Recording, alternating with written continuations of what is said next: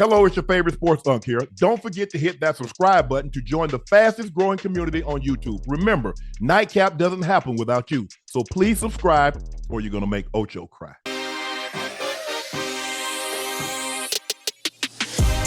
Ocho, amid speculation that about his job security in Cleveland, Kevin Stefanski declined to get into specifics about the future when asked if he wishes to continue beyond this season as the Browns head coach. As you can imagine, my sole focus is on the game versus Cincinnati, but I would also tell you I'm privileged to have this job. This season, the Browns are 4-12, their fourth losing season under Stefanski, but he is a two-time coach of the year. Browns owner Jimmy Haslam called Watson trade a big swing and miss at the league annual meeting in March. He later said at the beginning of training camp that he wanted to give Stefanski and Barry time to rebuild the foundation of the roster after giving up so many assets for Watson. When Stefanski was asked if there has been any discussion or any indication from ownership on how it will move forward after the season, Stefanski said, "I understand the question, but I've never get into those type of discussions." Ocho? Oh, so they wouldn't give him time. We can say a lot. Let me set you up like this. We can say a lot about Jimmy Haslam. He's meddlesome. But you got to give him kudos. He swung for the fences with Deshaun. He gave up a king's ransom because we had never seen a quarterback this young, this healthy, become available. Now, after it happened, things started coming out. Okay, but let's just talk about the player on the field. We had never, ever, in the history of the NFL, seen a player so accomplished, so proven, become available that had no injury history. I mean, not that season. Like Drew Brees was available. He almost tore his shoulder off the bone. Peyton Manning had nerve damage. Tom Brady was in year 20. So we're talking about a guy that's in year 4, 26 years of age, and he's available. What says Ocho? The fact that Mr. Haslam is willing to give, maybe because he's a two-time coach of the year. You got to update your resume every year. You got to update your resume every year. I know. So why are we willing to make speculations about Harbaugh, make speculations about Mike Tomlin, when Stefanski should be in the same boat? You should be ready to clean house and start over. You should be, because you're going to be right back in the same situation next year, and the year after that, and the year after that. He showed you what he can do. He's done as much as he can do. And if I'm not mistaken, like you just said, the last 4 seasons for the Browns have been losing seasons. With this one ending in 4-13, because they're not beating the Bengals next week. They not beat. Boy, did they beat the Bengals, Ocho? What you do? What did they beat the Bengals? What you do? I'm going to the game. I'm going to the last game. Oh, you know what happened last time you went to the game? They won. Every game we lost that game. Boy, you know, Butter was clouding on y'all. You're right. Yeah. But nah, the last game you went to the Dolphins. You went to the Guppies. Yeah. Whooped them. We damn near put up 40. Matter of fact, they took Joe out the game. Damn, look how you're talking about the Guppies. I ain't right about y'all hear that, Guppies? I didn't say anything about that. I'm just saying we put up 37. You did say something about that. Say whoop, put 40 up on it, took Joe out the game. This is what we finna do. This is what we finna do to the Browns. Like I'm gonna go to the last game as good luck. And we're gonna handle business. Myles Garrett, he's not getting that sack. He's not getting that sack record on us. He's not finna make history on us. That's not happening. Our offensive line, we got too much pride. We ain't going out like that. And we not going to double team him. And we not chipping shit. I bet y'all double team it. You want to bet something? I guarantee you we don't. Boy, Orlando Brown finna lock Myles Garrett up, man. Stop playing. We good. Okay. We good. I think the thing, Ocho, you need a quarterback. So you might as well just clean out everything. Feng shui. Everything. Everything must go. Damn, yard sale,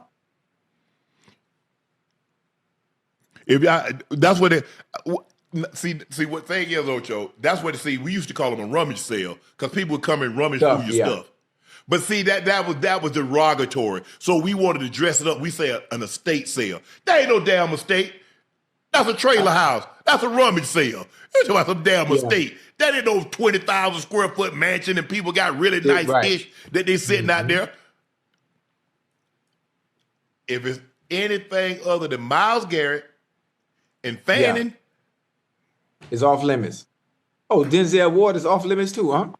Oh yeah. But I'm saying there are like three, like Fanning, Myles Garrett, and Denzel Ward. You ain't touching. Anything else, you can make me an offer. Damn, that's crazy. Because I think if you bring it in, it's hard for me to see a scenario, Ocho, and I think Shador has shown flashes, but it's just hard for me to see they're not going to get another quarterback. And if you're going to get another quarterback, Ocho, I mean, you don't let Stefanski coach Baker, you don't let him coach Deshaun, you let him coach Flacco, you let him coach Gabriel and Shador. I think it's time to turn it over to somebody else. As a matter of fact, you can get even more, even though you say he's off limits. Imagine what you can get if you were able to get Myles Garrett going or let him get up out of there. Because you're not going to be any closer to winning anything with him than you are without him. I agree. But here's the thing. Do you trust them picking? Ocho, it don't do no good. That's like somebody we talked about this, Ocho, somebody having $100 million but got bad habits. How soon is that money going to be gone? Are you trusting them to pick? Even though if you got 2, 3 first-round draft picks, a couple of second-rounders, are you trusting them to pick the right guy? And that's the hard part. You can pick the right guy, right? It's based off what you see on film. It's up to that guy to pan out. It's up to them to develop develop those players coming in as rookies. Maybe the Browns have a development problem. Maybe that's the issue. Maybe. A development problem because you're picking them high for a reason. There should be no reason that a player looks one way in college and you watch him on film and say, you know what, this player can help us. He can make us better. And all of a sudden they make it to the league, they make it to your team, and it don't work out. Huh? The problem is at home. Because Baker Mayfield went 1, and ever since he got where he belonged in the right situation, surrounded by the right supporting cast, he'd been playing well. Yeah.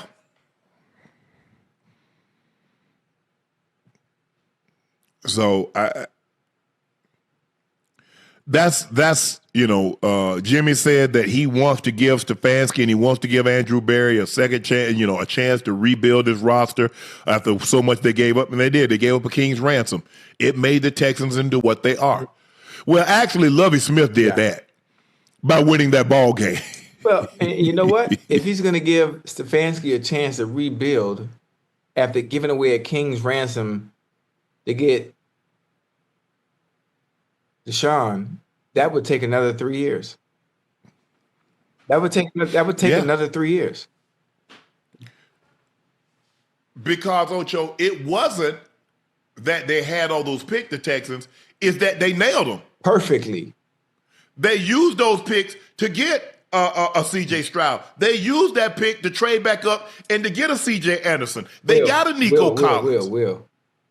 Will Anderson Jr., my bad. Who did I say? You said C.J. C.J. Stroud, Will Anderson Jr., and Nico Collins. So when you hit on those picks,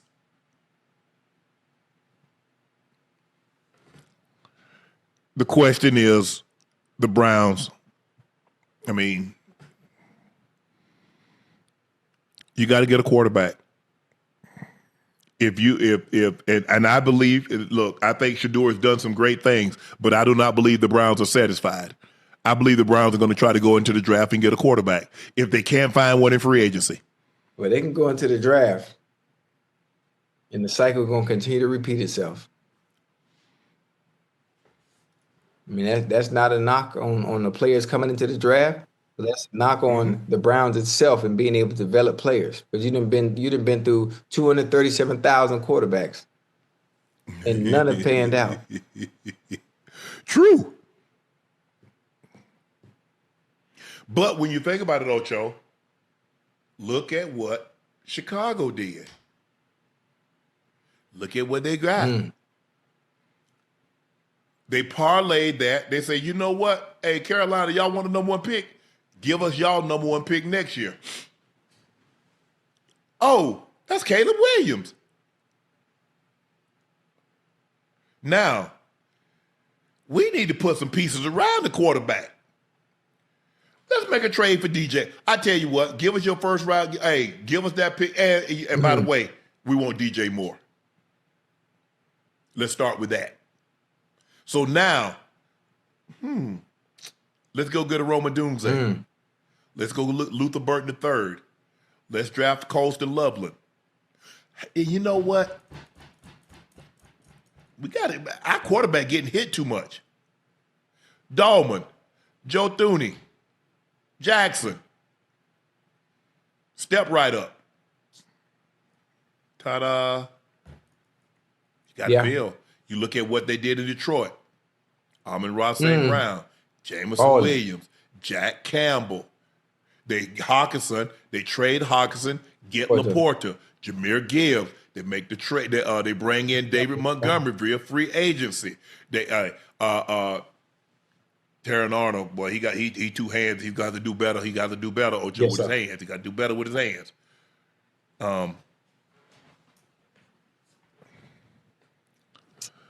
So it's gonna be interesting to see what the Browns do. That's gonna be the storyline.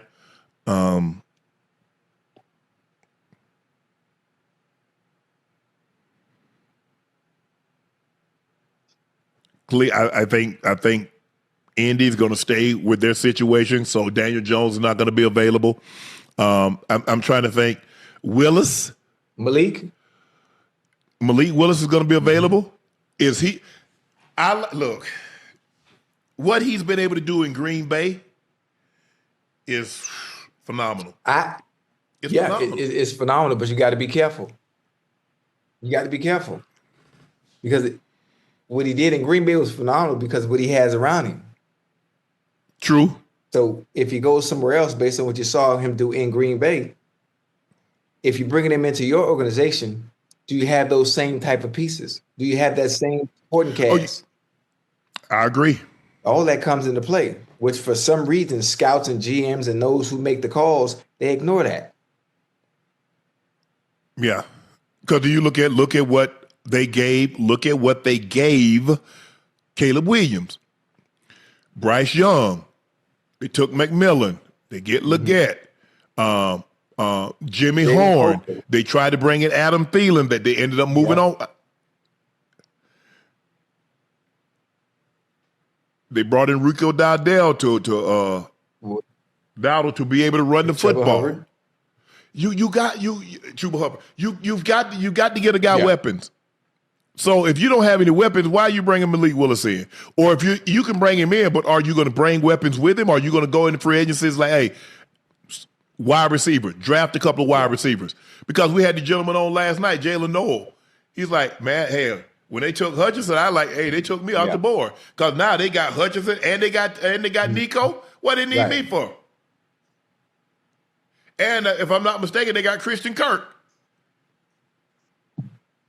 Because Tank Dale was injured. Now, maybe he comes back next year. We'll be interesting to see because that was a gruesome injury that he suffered.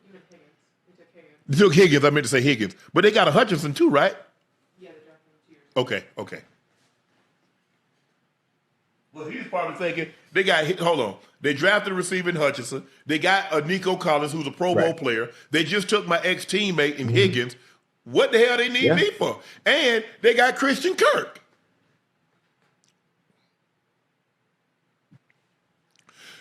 You can never have enough weapons. The last thing you want to do is run out. And having them weapons is very important, knowing how to use them too. Mm-hmm. Knowing how to use them. Hey, But even if you know how to use them, if you ain't got the right weapons, it don't matter. That too.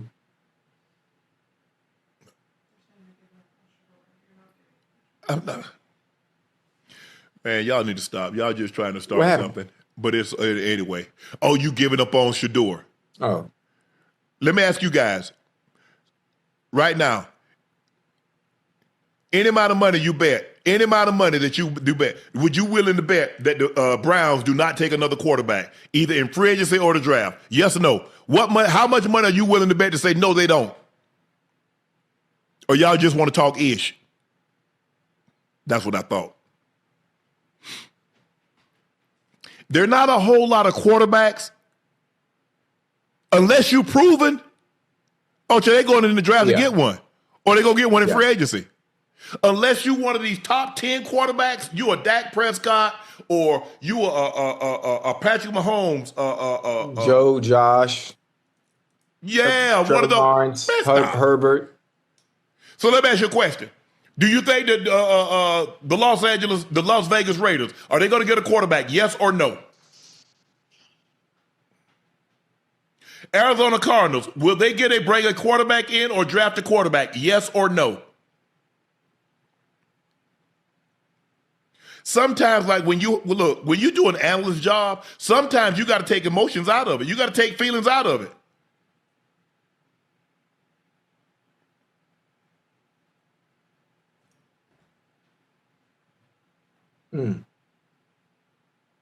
Y'all just want to hold on to feeling, bro. I'm just telling you, I'm looking at it from a standpoint of an organization.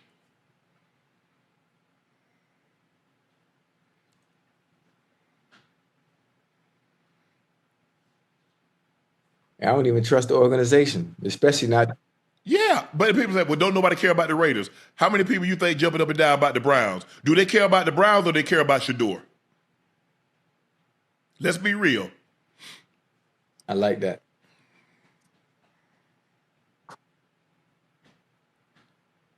So, what? Just because you want Shador to be the starter doesn't mean the Browns are going to let Shador be the starter. Yeah, it don't matter what I want. I own the team. See, if Ocho and I own the team, we can put in and play whoever we wanted to. Kind of like what Jerry does. We don't own a team. I hope y'all actually think Jimmy Haslam, Andrew Barrett, and Kevin Stefanski actually listen to us on Nightcap. Yeah. Hey, our voice is loud now. They listen. They might not do what we say. Oh, but they hear us. Oh, they listen. I need, like I said, if I had a team, then I get to pick and choose. Be realistic. You know there's power in the tongue, huh? What? There's power in the tongue. You want a team? Bro, Ocho, the cheapest team is the Cincinnati Bengals. They're valued at $5.5 billion. So 10% of that is $500 million. Where the hell are we coming? There's a reason why you don't see minority. Hey, you don't know what God has planned for us. Well, I sure hope he reveal it to me real soon. Hey, it's always on his time. It's one thing about Ocho, Ocho, I ain't interested in that. I don't really care about that, Ocho. I don't care about owning it'll be great. Yeah, it'll be great. You know Sharpe, Ocho and Sharpe, they're minority owners with the Dolphins or the Falcons or this or that. It's great to see Warwick Dunn. He's a minority owner with the Falcons. Great, love it. My brother plays in his golf tournament every year. Venus and Serena are minority owners with the Dolphins. It's great. But Ocho, man, you heard what they're like. Well, as Eli wanted to be a minority owner with the what you call them. A minority is 10% or less. No. $1 billion. He said no. What player other than Michael Jordan can stand and say, go get a loan for $1 billion? Damn, I just think about that. $1 billion, that's what it takes. 10% of the Giants is $1 billion. Who got that kind of money? Shoot. Hey, I know somebody we can go to. Who? You ever been to Sinaloa, Mexico? No, I got a home. I don't plan on going to Sinaloa, I'm just saying, I got Mexico, a couple of homies. They got or Cali, Colombia, yeah. You asked me, or you asked Bogota. me, do I know anybody got $1 billion just sitting around? Yeah, I do. I don't know if they'd give it to us. I don't want it. I don't want it. Oh, Maybe talk about y'all just throwing names out. Ain't nobody getting no $1 billion loan. $1 billion. Y'all understand $1 billion? $1 billion with a B, not 100 million. $1 billion. maybe people don't understand how much money that really is. It's not. They don't. Shout out Beyonce. Hey, Beyonce in the billionaire club. But here's the thing: if you go get a loan for $1 billion, how you living? Because you got $1 billion, that's all your assets. That's not like Elon Musk worth $750 billion, 790. or Larry Ellison, or Brin, or Page, Crazy. Bezos, Zuckerberg. I got a question now. If Elon Yes. Musk is worth that much, right? You know how you have Yeah. your bank account apps on your phone? If he was to open up one of his accounts, how much you think sitting in there? How much do I think he got liquid? Yeah, liquid. That's yes.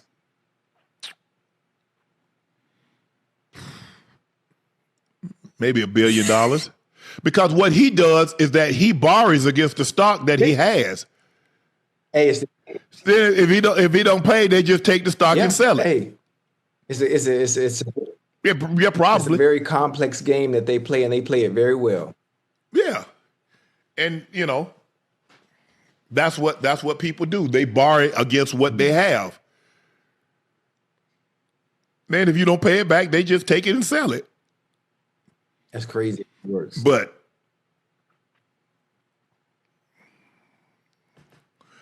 hell, I hope Shador goes out there and throw for 400 on y'all. On who? Y'all. But But that offensive line that he got protecting him. and listen, Jordan Battle, DJ Turner. Maybe we not have Demetrius Knight. Did you see that left tackle? Can you imagine if the left tackle for the Browns and the right guard for the Ravens was on the same team? He that bad? The left What? tackle. My thing is, I'm trying to figure out how he's been able to play in the league so long and be that bad. Yeah, he terrible.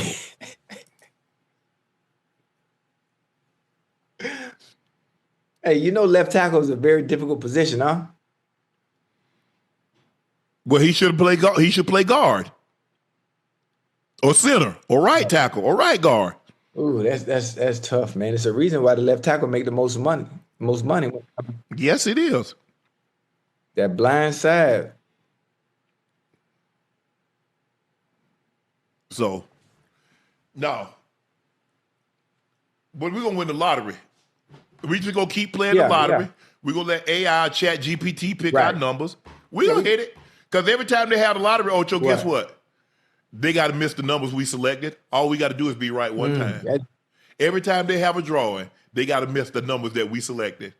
We just gotta be right once. It's gonna happen. Oh yeah, for sure.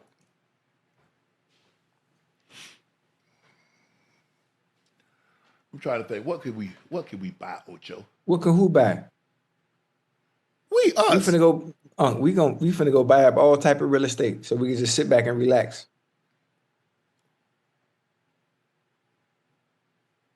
Buy up a whole bunch of real estate. Sit. I gotta make an endowment to Savannah State first. I'm making one. I'm making one to fam. I gotta make an endowment to Savannah State. We about to go to the Division II playoffs because we gonna get us a good old coach. We gonna get us somebody. We gonna get us somebody with a big name. Hey,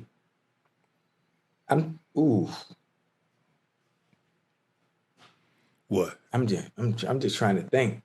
If you win that kind of money, that type of lump sum, and 400 million, 500 yeah, million? we've already had money and touched money, just not money of that too. Yeah. Like that's different. You know, I'm gonna go home and have all my family get together. We ain't been together since Granny passed in 2011. Hey, that's one way to get them together without it being a funeral. And promise them something. And get them country bums nothing when they come.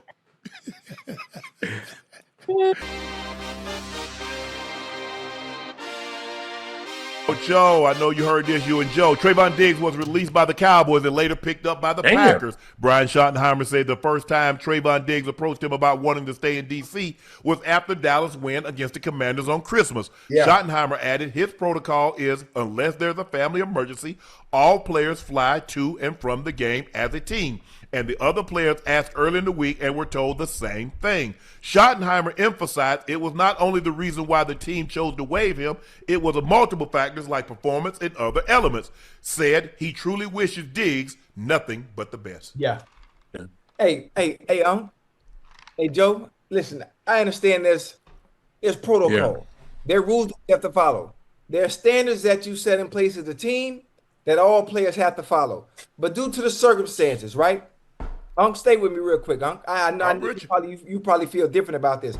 Due to the circumstances, as a coach, one player asking, is it okay if I stay behind to see family and do whatever it is, even if it's not a family emergency, knowing that our season is over, we're not going nowhere, Joe. Joe, we ain't going nowhere.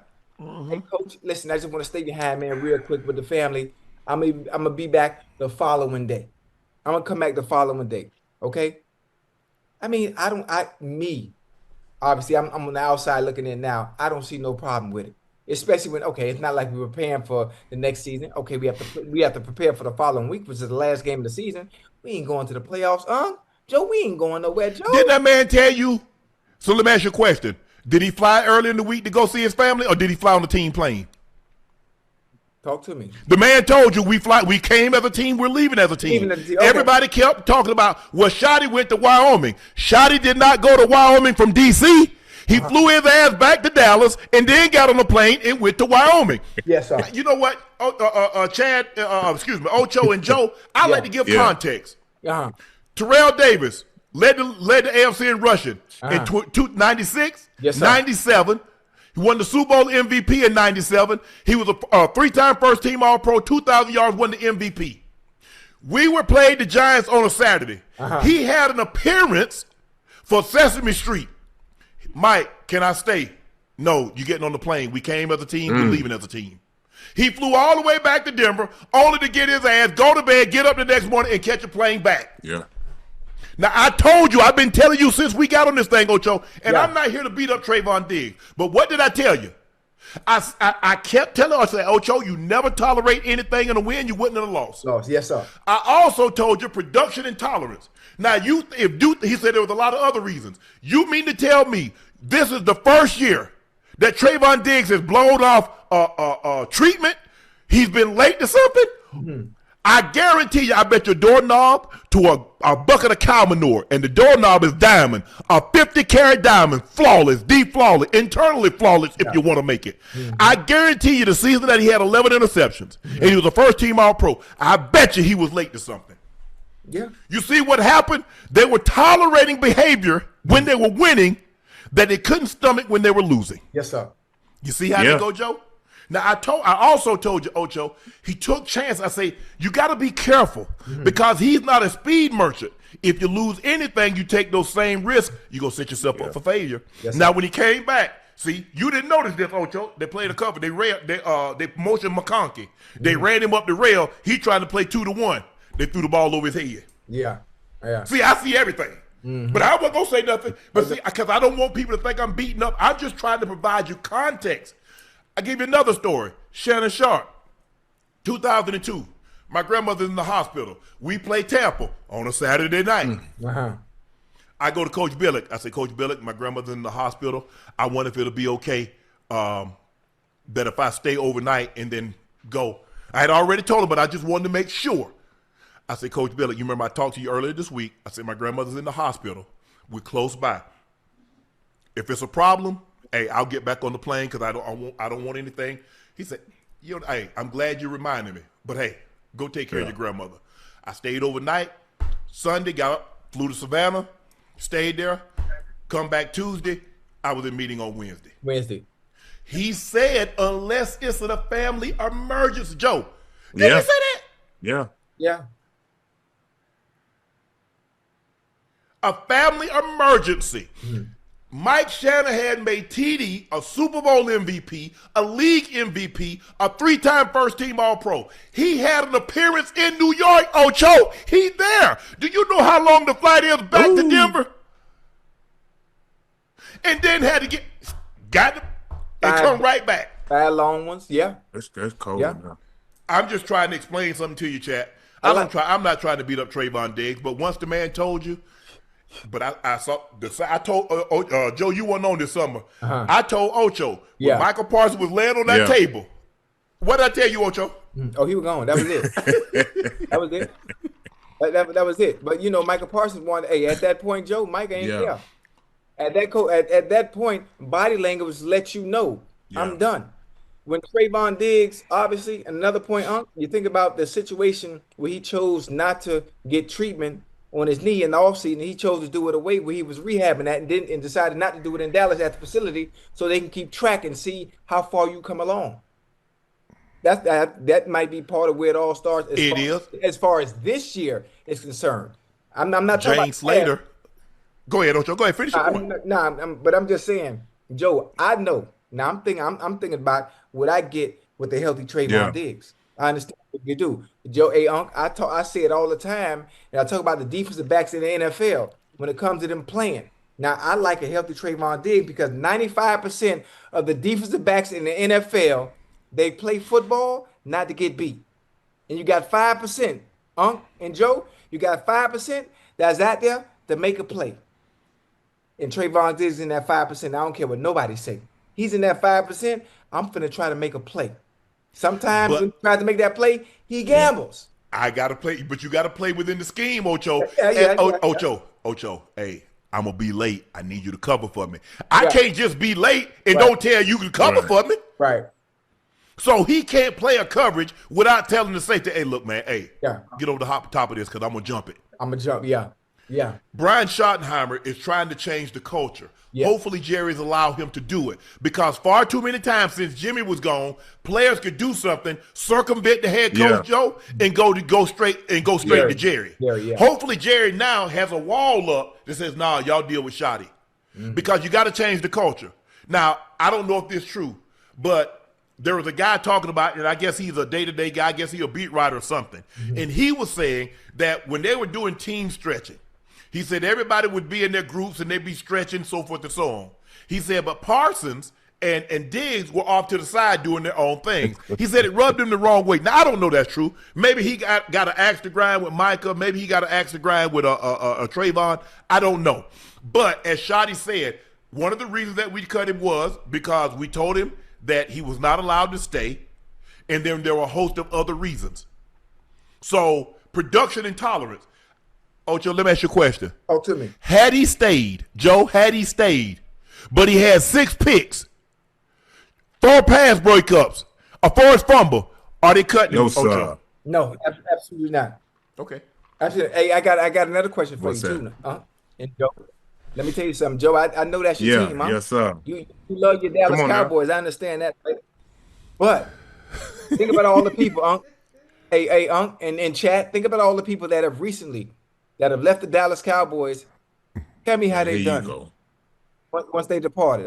Hey, Joe, stay with me, Joe. I ain't trying to talk. I'm not talking about the Cowboys in general. I'm talking about the players that have been able to find love and go on to greener pastures. Yeah. Everyone that seemed to produce. And maybe for Trayvon Diggs, maybe it's great that he's going to a change of scenery. Not only going to a change, he's going to a team that had the chance to compete in the postseason for a change. He says he's healthy. Come on now. The Cowboys for the longest time said that he wasn't. Jerry said that he wasn't healthy. Shotty says that he wasn't healthy. Ocho, you and I are not there. We don't see the man. He said he's healthy. I've got to take his word for it. Even though they say he's not, they are not in his body. Just like when people tell me, hey, you good? Bro, you don't know how bad this pain is. Don't tell me I'm good. Right. Hell, I know my pain level at the threshold of pain in which I can handle. Again, Chad, I don't mean to beat a dead horse. It's called production intolerance. Yeah. And when production is up here, tolerance is up here. Tolerance will never outweigh production. No. I don't give a damn who you are. Yeah. Hey, you see it all the time. Well, how was he able to get it? Because he makes the company money. He produces sacks, interceptions, yards, touchdown. That's how. Take your time now. Come on. As my coach in college told us, he said, I'm going to treat y'all all fair. Yeah. But I ain't treating you the same. Right. Right. Hey, Unc, and a little bit though, there's a way you got to do things, right? Yes. You have to learn. As a player, you have to learn to play the game within the game. Yes. I see your side clear as day. But I'm just understanding as the coach, I think because of all the issues that he's had with Trayvon in general, with the team that we don't know about, the rest of the stuff. Yes. That's why he didn't grant him that reason to stay back. No. I think it would have been different if it was someone else that may have asked. And you know what? I just want to see my family a little bit. Is it okay if I stay back and do X, Y, and Z? But the fact that they asked him to do things in the past and he chose not to be there, hell no, we ain't finna let you stay. You get on this flight, and if you need to go wherever you need to go, you catch it when you turn around and get back. And go all the way back where we flying from. And then we'll see you Wednesday morning. Hey, I agree with y'all saying. I think it was time for Trayvon to get a change of scenery. I'm with you on that, Ocho, but the grass ain't always green over there, bro. Oh, it's green. It's green in Green Bay. Nah. Hey, Unc, what you always say every year, you got to update your resume now. I got to update your resume. You know, we don't know what next year going to. Ocho know he ain't the same player. Yeah, but hey, listen, sometimes you're not the same player. You go in the right situation, the right environment, you're able to flourish. But I'm supposed to give you the same money even though you're not the same player? I mean, we ain't going that far yet. But here's the thing, Ocho. Plus, he didn't have any more guaranteed money. Yeah. So I got no more obligation. Yeah, I ain't got to pay you no more because guess what?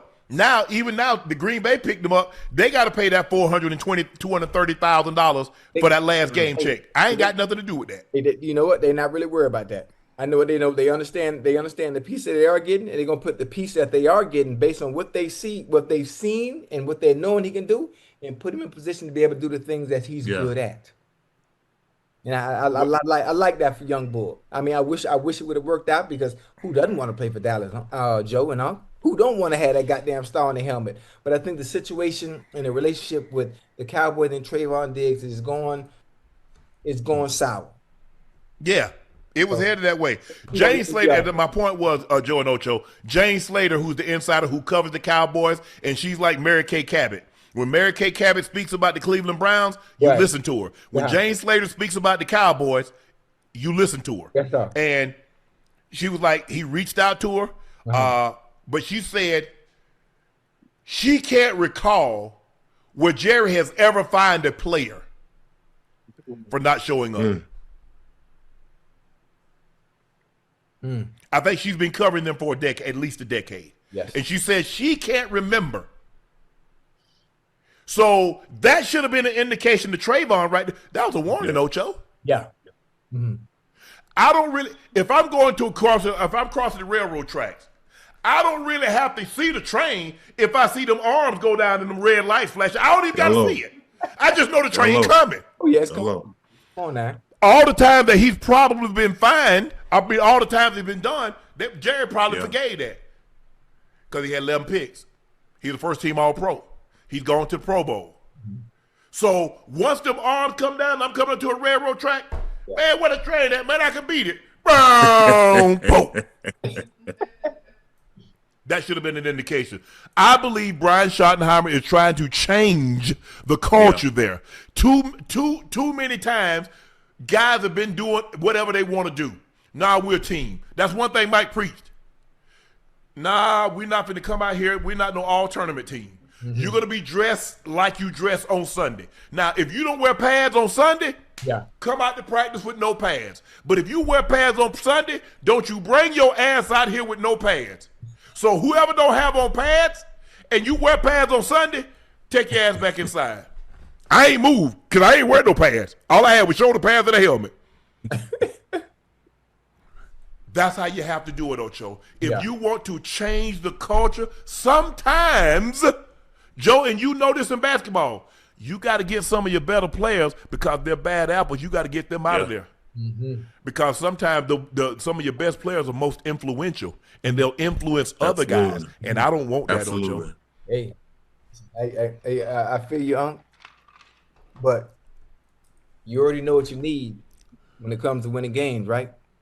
Yeah. You know what you're gonna need. You're gonna need some dogs. Yeah, but they better get some D. They better get some D linemen. That's what they need. Yeah. They need somebody that can hunt the quarterback. That too. I don't care. I don't care anything about yourself. I don't care who they are. Right. You better get somebody to go hunt that quarterback. Because without that pressure, if you let him sit back there and just pat this ball like it's 7-on-7, I'm gonna pick you apart. You saw the game on Sunday night. You saw what they did. You saw the Rams and Seahawks go up and down the field. You've got to have somebody to put pressure on that quarterback, Ocho. I don't care how good your cornerbacks are. They can't hold up all day. They cannot. Man, them do it. And for the production that Trayvon was giving them, they finally said, you're not worth the headache. Yeah, but listen, they said it with one game left in the season, and they're not going to the postseason. I mean, Ocho, I told you they were moving on after the season. He just sped the process up. He expedited it. And you know what? I think he doesn't see no problem with that. Because if he saw a problem with that, if he was worried about the consequences of him staying back, he wouldn't have done it. He wouldn't have done it. Because they already told him no. So he sped it up. Also, we have to see, man, you know what, man? We ain't going no goddamn well. They've been playing with me. I'm telling them healthy. They not letting me play. I'm a healthy guy, a healthy goddamn scratch. I played today. I'm asking if I can stay back. They said no. You know, man, after these people. Let me ask you a question, Ocho. You got there 3 years. You've been there the last 3 years. You got 3 touchdowns. Cincinnati not gonna let you do what they normally do if you had 13 touchdowns in 3 years. But listen, I'm with you when you're writing. I'm picking up what you're I'm with you when you're writing. I'm picking up what you're putting down. Cincinnati let you act the fool. You had 1,300. You had 1,400. You had 1,600. You had 90 catches. You had 85 catches. You got 55 catches. Your name Chad Johnson, and you need to act accordingly. I'm just telling you how it is. I'm just telling you that's how it works in the real world. You ask, but well, man, such and such late, such and such. He might be 20 minutes late, 30 minutes late, but when he's here, he's very productive. Right. He gets the job done. You here early and be bull jiving. You at the water cooler gossiping about he late. He come in late, sit his ass down at his desk, a cubicle, and go to work. Guys, life ain't fair. It ain't. You got to stop judging and think everybody, well, I do. It doesn't work like that. It never has, and it never will. Never will. Never. Once you understand that, the job life is so easy. Yeah, it is. Hey, Unc and Joe, when it comes to basketball, when it comes to football, when it comes to the corporate world, when it comes to any and everything dealing with life in general, it's a game within a game. And the better you learn the game, the better off you are. The better off you are. The higher you are at the top of whatever it is you're doing, the more you get to play the game your way. Yes. But if you're not up there, if you're not the big dog, if you're not the one calling the shots, you have to learn to play the game. By the game rules. And I think the thing is, Ocho, you mentioned that he's now in Green Bay. His best friend, Micah Parsons, in Green Bay, although we know Micah tore his knee ligament and he's going to be out. But he's there with somebody familiar. We talked to the young gentleman last night, Higgins, Iowa State receiver, goes in the second round, and then he goes in the third round, Jalen Noel. He goes in the third round. Familiarity, someone there that he knows. He's not going to be there by himself. Mm-hmm. But I just want him to get back to being who and what he is. He has to understand, Ocho, when you're not a speed. The thing is, when you're not a speed merchant, Ocho, and you have a knee injury, see, like Tyreek, like you said, okay, Tyreek's not going to be 4.25. He going to be 4.38, 4.4 flat. That's still faster than 85-90% of the NFL. Absolutely. But when you 4.55, 4.6, and you have an injury, nah, you got to play defense, cuz. You got to play straight up. And also, not only do you have to play straight up, it's all about having a feel for the game and understanding the game. You played DB for a very long time. You being 4.5 and having somebody 4.3 across from you, you understand it's all about leverage. It's all about angles, using your hand to be able to reset yourself, reposition the line of scrimmage. It's so many different things. And I love, Unc, you know how I feel when it comes to talk about DBs. Yes. I love that, Joe. I love talking from a DB perspective because I play receiver. So I understand what you got to do as a DB to be able to always be able to flourish or throw into the ball. So I think even if he's not the same Trayvon Diggs of old, there are things that you can do to manipulate your game to make sure you stay on top of your shit.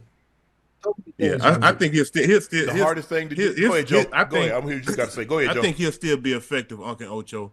I think he'll take some time to really get acclimated in Green Bay and really show that he can get back to being a top corner. So I'm sure he's gonna take the challenge on this for sure. Absolutely. The hardest thing to do is to convince ourselves we're not what we used to be. Oof. It's a real fine line between confidence and delusion. Come on, man. Be careful. Listen, I'm going to say it again, Ocho. There's a real fine line between confidence and delusion. Yes, sir. How do we tell ourselves? How do we convince ourselves? Because this is what made us great. The confidence, Joe, that's what made Joe Johnson who he is. That's who made Ocho who he was, the confidence. But as we start to age, as we suffer injuries, and we're not the player that we once was, we once were. How do we handle that? That's tough.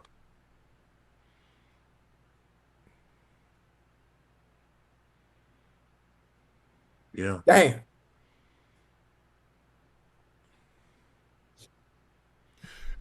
Samuel Johnson had a quote. He says, almost every man will waste a part of his life, Ocho, trying to possess characteristics he don't have to gain applause for which he cannot keep. Come on now. Come on. Hey, hold on. Do me a favor. Rewind that and bring that back. For the people that didn't hear it, so it can marinate a little bit. Say, chat, y'all listen to that real quick, man. Every man will try to possess characteristics he don't have. Basically in the hopes of coming to something he's not, to gain fame and applause for which he cannot keep. Come on now. That's why I love just being myself, Joe, and all. I ain't never changed, Joe. Joe, Joe, them folk tried to get me to change so bad in the league, Joe. I couldn't do it. I didn't know anything else outside of just being myself. Joe, I ain't had no choice but to be good at what I do. Because I'm not conforming to what y'all think I should.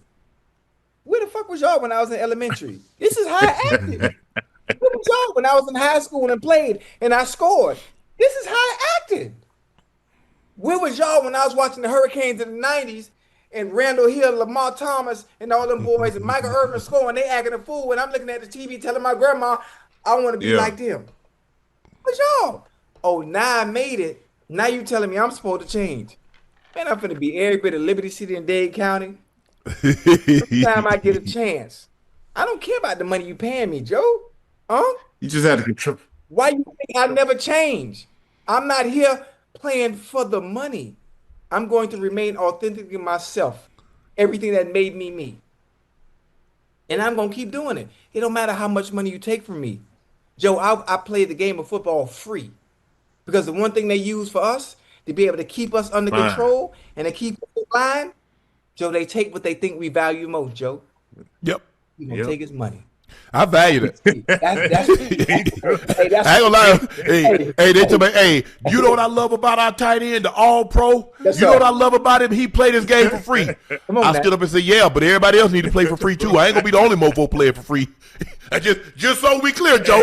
You know what I'm saying? Joe, they use that. He play for free. You're right. But I need everybody else to play for free too. I ain't the only one gonna be playing for free. Hey, Joe, And the thing is, Ocho, Mike didn't really have a problem with celebrating and all that. He said, as long as you don't cost your team a penalty. Yes, as long sir. as you don't cost your team a penalty. So somebody did something dirty to me, I'm going to get your ass back. I ain't going to cost you no penalty, but I'm going to get you back. Yeah. I'm going to get you back. Right. Hey, Joe, one thing about it, Joe, you know, I hate to say it in this way, in these words, right? But that's the only way to keep them niggas in line. Excuse my language, huh? Excuse my language. Mm-hmm. You know, you take the money, that's the only way. I got to take what you value. You got to take what you value. But In the mall, what they do, Ocho? They hit your family. Because you value that. Your mom, your wife, your kids, your mom, your grand. What do you value? Mm-hmm. See, in the NFL, they know you value. You work hard to get in the position. Ocho became an All-Pro. He became a Pro Bowl player so he can make money. He valued money. That's why he worked his ass off. He wanted it. He wanted to be able to be in position to take care of his family. Well, let me take a little bit off it. Let me take a little bit of this off it. Let me light this load a little bit. Yeah, it ain't work, Joe. It ain't work. It ain't work, Ocho. Hey, it ain't work. Hey, matter of fact, hey, tell Joe about that time I tried to. Hey, Joe. Kill me. Hey, you was at CBS then, huh? I was, yeah. Was at CBS, Joe. Let me tell you. That was before then, Ocho. You know that was before. That was before now when everybody think the game was sold. Because they really think the game sold now. Yeah. Joe. So if you were to do that now, man, they might suspend you for 2 games. What he did? What you do, Ocho? Joe, I caught a He ball. got a call. They got a call, and he tried to get official $1. Oh. Like to change his mind on the call. Yeah, it was a catch, you know, and I forgot who is it. Billick, who was the Ravens coach at the time? Brian Billick. Brian Billick threw a red challenge flag. I felt I caught the ball. So I'm thinking to myself, I'm sitting there, you know what? I'm finna just play around real quick. I had $1 in my sock. The $1 in my sock was for a celebration. So I used the $1 as just a jokingly trying to bribe the ref when he came up outside the replay booth. And I tried to hand it to him, like, go ahead and give this call. We call When it. they fight? Joe, the NFL fined me about $30,000 the next morning. Oh yeah, they ain't playing. Hey, look. But Joe, it's moments like that, Joe. I ain't worried about that $30,000. I'm not even tripping. I'm out here having fun and entertaining. And on top of that, I'm playing at the top. I wasn't just know anybody, Joe. I'm acting a fool, but I'm great at what I do as far as producing is concerned. So the Bengals didn't care because they understood week in and week out, whether he was playing home or away, there's one person we don't have to worry about. He might act a fool and have some fun, but he gonna show up every game. Hey, okay, Ocho. I wasn't giving them nothing back. You hear me? Look. You say they got me with uniform. How much was it? They got me with uniform, Joe. Thing, Joe. Socks. Because you got socks. You can't show no skin. So, Joe, the guy tackled me. I'm supposed to pull my socks up, bro. I ain't even thinking about that, man. I'm thinking about the next play. I'm thinking about beating old boy again or beating somebody else. And they fine y'all for that? How much the fine be? Yeah, my 5,000. Yeah, the first offense was 5,000, and that was another place where all my money went. I wore a streamer towel, Joe. You know the little Gatorade towels y'all had, the long Gatorade towels built on the bench? I cut me a streamer towel and had a streamer towel hanging on the side of my hip. Mind you, they give you towels as well. Joe, I want mine long. I want mine long and pretty. So when I run, it's blowing in the wind. So if you look at some pictures of me, sometimes I have an orange chin strap. Depending on what color jersey we wear, sometimes I have a black chin strap. Joe, sometimes my cleats was gold. Joe, our colors was orange or black. What I'm doing with gold? You just doing what you want to do right there. Listen, you look good, you play good. And if you play good. Yeah, Joe wasn't lying, Ocho. In Joe's whole career, he was only fined $6,000. I ain't giving them folks nothing back. Man, hey, Ocho, where I'm from. 2 technical fouls and an ejection. When I get ejected, I got ejected, I think it was like one time. But I For real? You cuss the yeah, ref it must out? have been something. Normally I don't complain to the ref when I play, man. I play through all that. So if I got Right. on to the ref, it's because it's something really happened, man, and you missed it, bro. He Yeah, deserved yeah, it, huh, you Joe? deserved it. But I ain't just out there just hollering at the ref for no reason. Nah. Remember, Ocho, you take this with you. Almost every man will waste a part of his life trying to possess qualities he does not have in an attempt to gain applause for which he cannot keep. Come on now. Come on now. Ocho, let me ask you this. Do you think he can actually help the Packers defense? The Packers have the 7th best pass defense in 2025. Yes, Was sir. this a favor to Micah, or do you believe Trayvon? Because they're kind of banged up in the secondary. Yeah. But do you believe he can actually help them? Yeah, I believe so. I believe so. The fact that they're 7th in pass defense, they're going to put him in positions to be able to do what he does well, whether we believe he's the same or not, and they're going to be all right. Obviously, that front four that they do have that can get home when they do play, once they get into the postseason, I think Trayvon's going to be spectacular in the way they use him. And that's what matters most. It's not like, damn, our front four is not good. We can't get to the quarterback, so now we need our back end to carry us and do what they do. Man, them people, hey, Joe, you got maybe 3 seconds to throw the ball when you playing against them goddamn Packers, even with in the absence of Micah Parsons.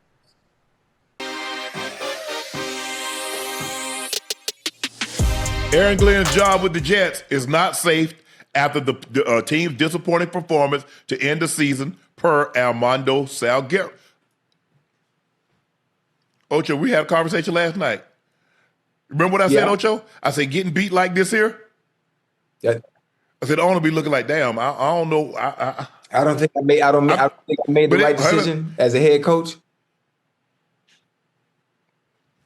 Glenn was a very popular coach prospect in January and landed with the Jets as a nostalgic move to return the former cornerback to his old team. Cool story, but this is starting to feel like Gerard Mayo in New England last season.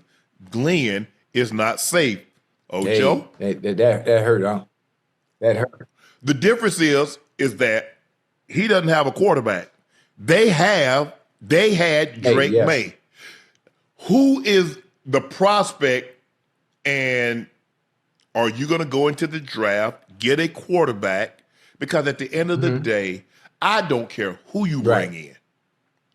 As good as Mike Vrabel in Tennessee, as long as he's getting quality quarterback play, he was doing good. Chance. But when he wasn't getting quality quarterback play, and I think he's a phenomenal coach. But most phenomenal coaches have quality quarterbacks. Look at the quarterback. Look at the coaches that's in the Hall of Fame. Oh yeah, they all had. Most of them, except Joe Gibbs and Bill Parcells, guess what they had? Hall of Fame quarterbacks. Every coach that's in the Hall of Fame, other Joe Gibbs, Bill Parcells, had a Hall of Fame quarterback. So all this, Aaron Glenn, look, the last couple of games he hadn't looked well. He didn't look good. Yesterday, and I look, having talked to owners and been around this thing for a long time, that's the last thing you don't want to look. Hey, not like that, Ocho. Not like this, because it looks like the team, and I'm not saying they did, because it's hard for me to conjure up saying it, but it looked like they mailed it in. 35-3, Ocho. At the half, quarterback threw 5 touchdowns. He had 2 incomplete passes. You got to go back a long time, 40, 50 years, to have somebody complete that many passes. Be that efficient? Hey, that sucks. 1 year? Oh, we going to give you 1 year to see what you can do on a team that was already bad before you got here? That sucks. They did Lovey like that. Remember the old Houston Texans coach? They did him like that. They did Steve Wilkes like that in Arizona. He had a bad quarterback. They lost, and guess what? They ended up drafting Kyler Murray and brought a new quarterback. Then brought Cliff Kingsbury into coaching. So this isn't uncharted territory. I would. This it's not uncharted territory, but I wish owners would understand. It takes time. It takes time, unless your timing is right and you get lucky. and you get lucky first. You ain't getting lucky unless you got a quarterback. You got to have a competent quarterback and be able to build around that. You do. You absolutely do, Ocho, and I'm not gonna lie to you about that. You absolutely do. I think he needs at least another year, Ocho. You took his two best players on the defensive side of the football, and then you wonder why they're struggling.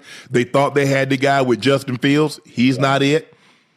And maybe he needs to go somewhere else. Maybe he's a Sam Darnold situation. We saw Sam Darnold with the Jets. We saw Sam Darnold in Carolina. We also saw Sam Darnold as a backup in San Fran. He looked okay, and then he got the job in Minnesota. Now he's still a turnover machine. Let's not lose sight of that, Ocho. He is a turnover machine. He'll let it go. But he looked better in Minnesota and in Seattle than he ever did look at the other previous stops. So maybe Justin Fields needs to go somewhere else. But I just what quarterback has looked good with the Jets? Not. I'm just curious. Pennington. Chad Pennington. We got to go back 22 decades. Damn. But all right, we'll get you out of here on this. It's time for our final segment of the evening. It's time for Q and A.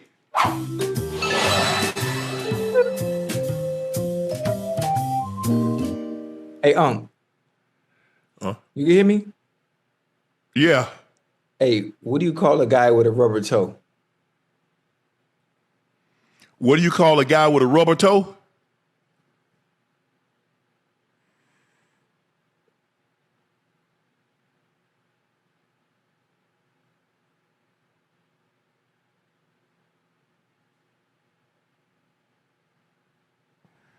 A rubber toe.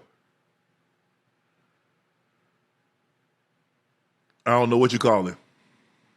Roberto.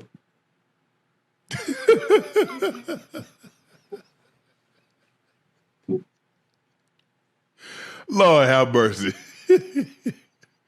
Kipper Norwood Jr. said, I enjoyed watching the Elway documentary today. Thank you, man. Appreciate that. Like I said, I had got an opportunity to sit down with Seven on last week, and it's coming out Wednesday. So I'm extremely excited about that. It's been a while since I actually got an opportunity to see him. But he was in good spirits. It's good to see him. It was also good to get back, and I didn't really see anybody because we were at the stadium. They were practicing because they had the Christmas Day game, Ocho. So originally we were scheduled to shoot at the facility, but, they moved it. We ended up going to the stadium, which was great. So I appreciate the Broncos letting us have the facility to shoot this. So appreciate it. The Sean Show, Unc Ocho. If y'all were on the 0-16 Lions or Browns, could y'all have got them a win? No. Absolutely not, because quarterback play was that bad. It's hard to overcome bad quarterback play. Counselor at large, Niner gang, bang, bang. Faithful, baby. Y'all look good. Moonlight Right, Derrick Henry for MVP. Where would the Ravens be without him? Bro, for a running back to get that MVP, he's going to have to break Edie's record and LT's touchdown record. Yep, that means he'll have to have, 2,000-something yards, 32 touchdowns. Over 2,100 and 32 touchdowns. And then pray somebody doesn't break Peyton Manning's record that same year. Trey Newsome 68. How long does it take for NFL road teams to leave the stadium after the game? Ocho, do you have a joke for us tonight? Or Ocho told you a joke. Normally, they try to leave once the game ends. They try to be after the game and on their way from the stadium 1 hour after the game.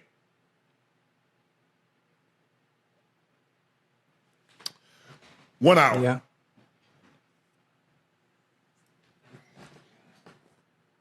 Or they'll leave you. I'm telling you, they will.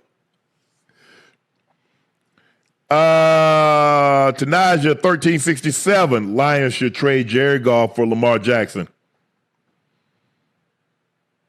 Why would the Ravens do that?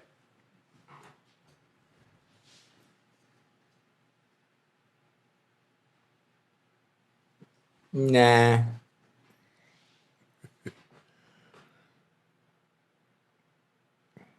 Wait, that changes your offense completely. Hellbell OG, y'all stay with me. T. Higgins with the Chiefs or the Bills? Shoot.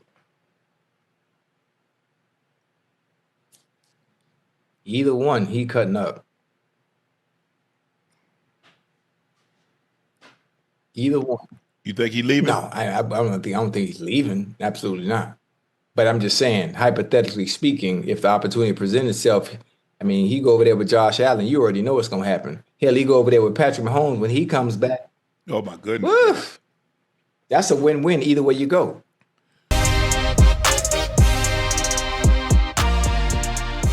Adam Schefter estimates the Steelers-Ravens upcoming NFL season finale will have a broader implication on John Harbaugh and Mike Tomlin's job security. Schefter said today somebody's going to lose that game, and somebody's going to lose. And when somebody loses that game, we heard the Steeler fans chanting "Fire Mike Tomlin" earlier this year. We've heard Ravens fans saying should be a conversation about John Harbaugh after the season. One of those fan bases is going to be unhappy. Schefter says in the realm of possibility that Mike Tomlin leaves the Steelers with a loss on Sunday and does TV next season or coaches somewhere else in 2026. Ocho, I don't see a scenario in which Mike Tomlin leaves and goes into TV, but what do you think is going to happen? Like you said, somebody's got to lose. Somebody has to lose. Honestly, Unc, I don't see Mike Tomlin. One thing the Steelers have never done, the Steelers have never fired anybody. They've never fired anybody. If I'm not mistaken. Well, not anybody since 1969. Yes, and I don't think it's going to happen now. It's never been a part of what they do. Now Harbaugh on the other instance. I mean, are the Ravens closer to winning with Harbaugh at the helm? Do they need another voice, like you always say, in that building? Mm-hmm. Maybe so. I'm not sure how they feel about him. There's so many different things that need to go right for the Ravens now for them to get back in contention and be able to compete, for Lombardi, year in and year out. But one, you got to get your quarterback situation right. I'll be honest with you, Ocho. I don't think either's close. Huh? I don't think either's close to winning the Super Bowl. No. But listen, changing coaches put you further behind the 8 ball. It don't put you no closer. You gonna tear it down and build it back up? Let me ask you a question. Did it move Chicago closer or further away? What do they have in place? What's the one important piece of every team? You say they got Lamar Jackson. You say they got what they need. Well, damn. I need you to make up your mind. Either Lamar is that or he isn't. Yes, he is that. Okay, then. So maybe a new quarterback is going to do what? I didn't say. Okay. We're talking about coaching. We done moved past that. Okay. Well, yeah, changing the coaching. Well, hell, Harbaugh don't play defense. He don't play DB, and he definitely ain't no defensive end. Y'all, you know what pieces your team need to be able to compete, and they don't have it right now. They just don't. I don't think either team is close, and I don't think either team is close with the coaches that they have. How about this? What you think about Brian Flores coming to Baltimore? Who's going to be his OC? Do I think? Me personally, they need personnel. They need better personnel on defense. They need a right guard, but they need defense out the yin yang. Could they use another receiver? Yeah. They need a big. I mean, I don't know what happened with Rashad Bateman this year. He is a bigger receiver, but they need a big receiver. Mm-hmm. Watch, Kansas City's gonna go get a big receiver. God damn, Kansas City got a slew of them boys over there, huh? I mean, we talked about Rashee Rice last year like he was the second coming of and got a huge catch radius. When you got guys 5'8", 5'9", 5'10", Ocho, how big is the catch radius? Rasheed Rice, he tall, ain't he? I thought he was like 6'4", 6'5". Man, please. He not that big. Oh, but you know, on TV, I ain't never seen him in person. Them boy, How tall is Rasheed Rice? Is Rasheed Rice 6 foot? He look tall as hell on TV. No, he don't look tall to me. They say he's 6'1". Okay. So he 4 inches. But how tall is Hollywood? Okay, Hollywood short. Zay short. I mean, I see them all the time. They from the crib. Mm-hmm. How tall is Juju? Is Juju 6 foot tall? Nah, Juju not tall either. Say Juju 6'1". Shoot, I'm 6'4". They could bring me back. I think I might be able to outrun Juju though. Juju never a burner, Unc. He ain't no burner. So if he wasn't a burner 8 years ago, how fast is he now? A little bit slower, a tad bit. He might not know it. Oh, he knows it. You know. Hey, if these teams need a weapon, man, I'm always available. I'm always available. I look at it like this here, Ocho. If a team can fire Bill Belichick with 6 Super Bowls and 10 Super Bowl appearances, God dang it, they can fire Mike Tomlin and John Harbaugh. Harbaugh. About that. Listen, when you use that analogy, you use that perspective, you know, for better context, that's a possibility. But when you hold on, you gotta understand, what message are you sending your team, your players, and your fans when you say, you know what, we letting Harbaugh go? We letting Mike Tomlin go. We starting all the way from scratch. Let me ask you this. When we throw furniture out and put new furniture in, what messages you sending? Well, you ain't got the furniture to bring in. How about that? You ain't got no furniture. I mean, what you mean? What furniture you gonna bring in? A new coach's furniture. Damn. Are you listening? Hold on, you got new furniture, but still got the same people sitting on it? Well, shit. Yeah, what's gonna be the difference? Yeah, you the same people. When your grandma got a new couch, and got the old couch, you and Chauncey would still had your ass on the couch. Hell nah. Hey, I tell you what, like all jokes aside, the Ravens organization, the Steelers organization, they have some tough decisions to make. I'm very, very tough.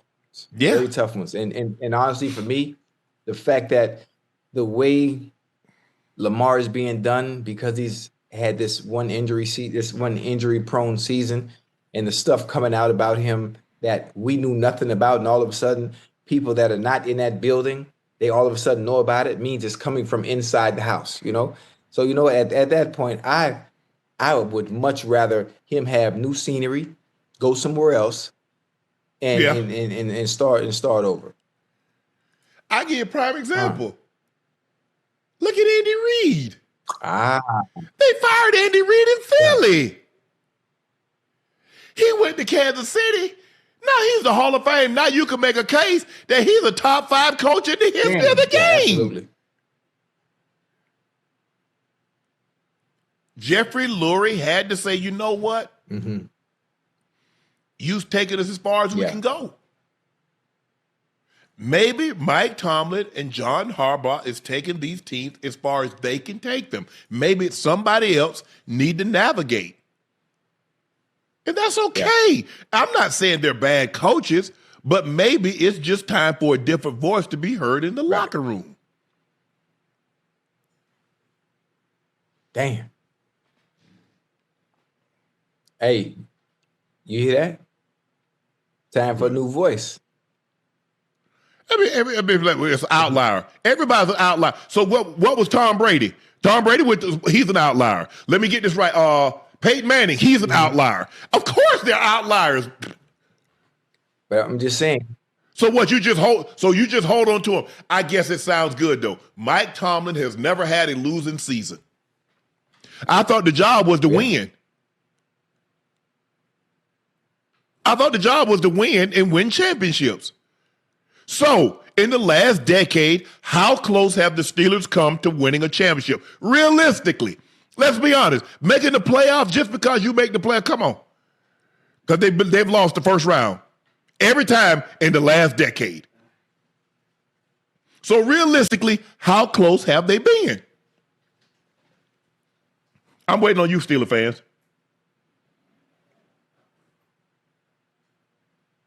And you I know y'all black and yellow and all that, the terrible towels. How close, Steeler fans, realistically, in the last decade, have you been to winning a championship?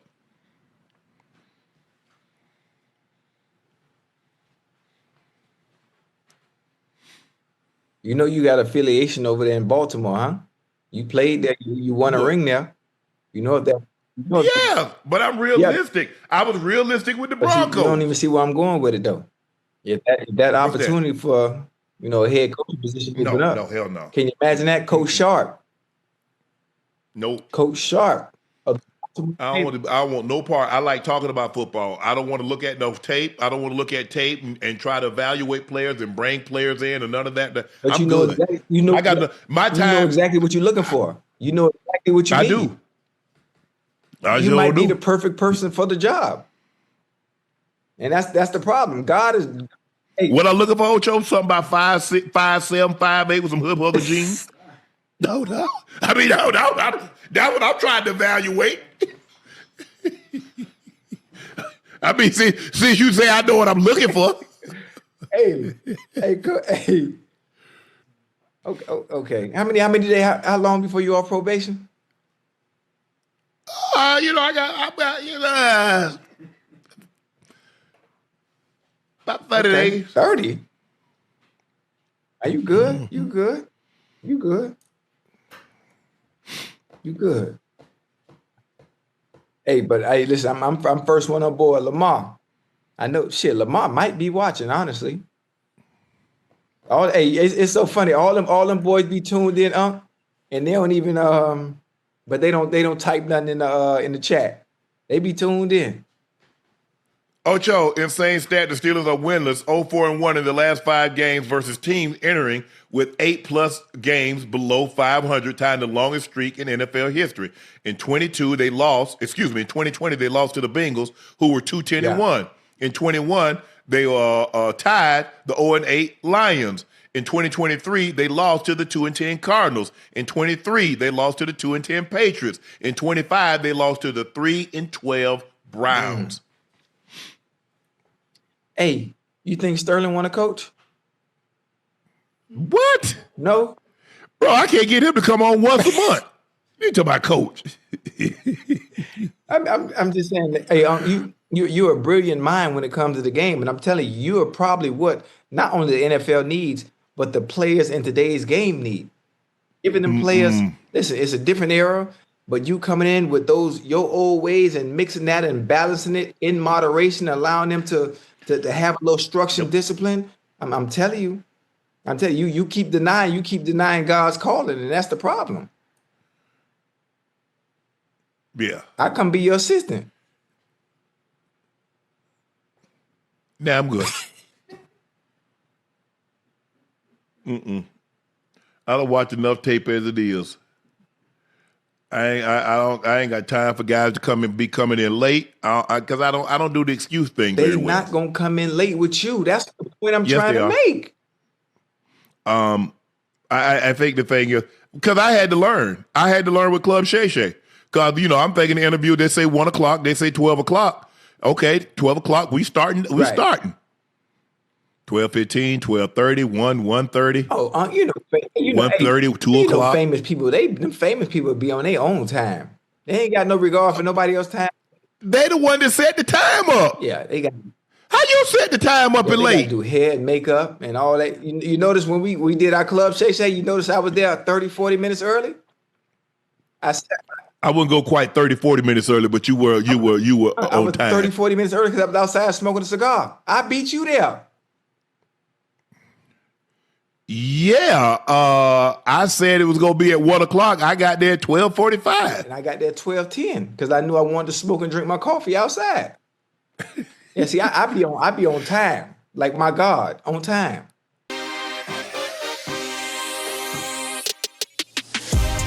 Ocho, Sauce Gardner went off on his critics reacting to yesterday's game and a now deleted post. I'll go ahead and say real since nobody else will because it's me. I only have 32 targets. There are only 0 cornerbacks that had only 32 targets through 600 snaps. I only had 22 targets through 7 games.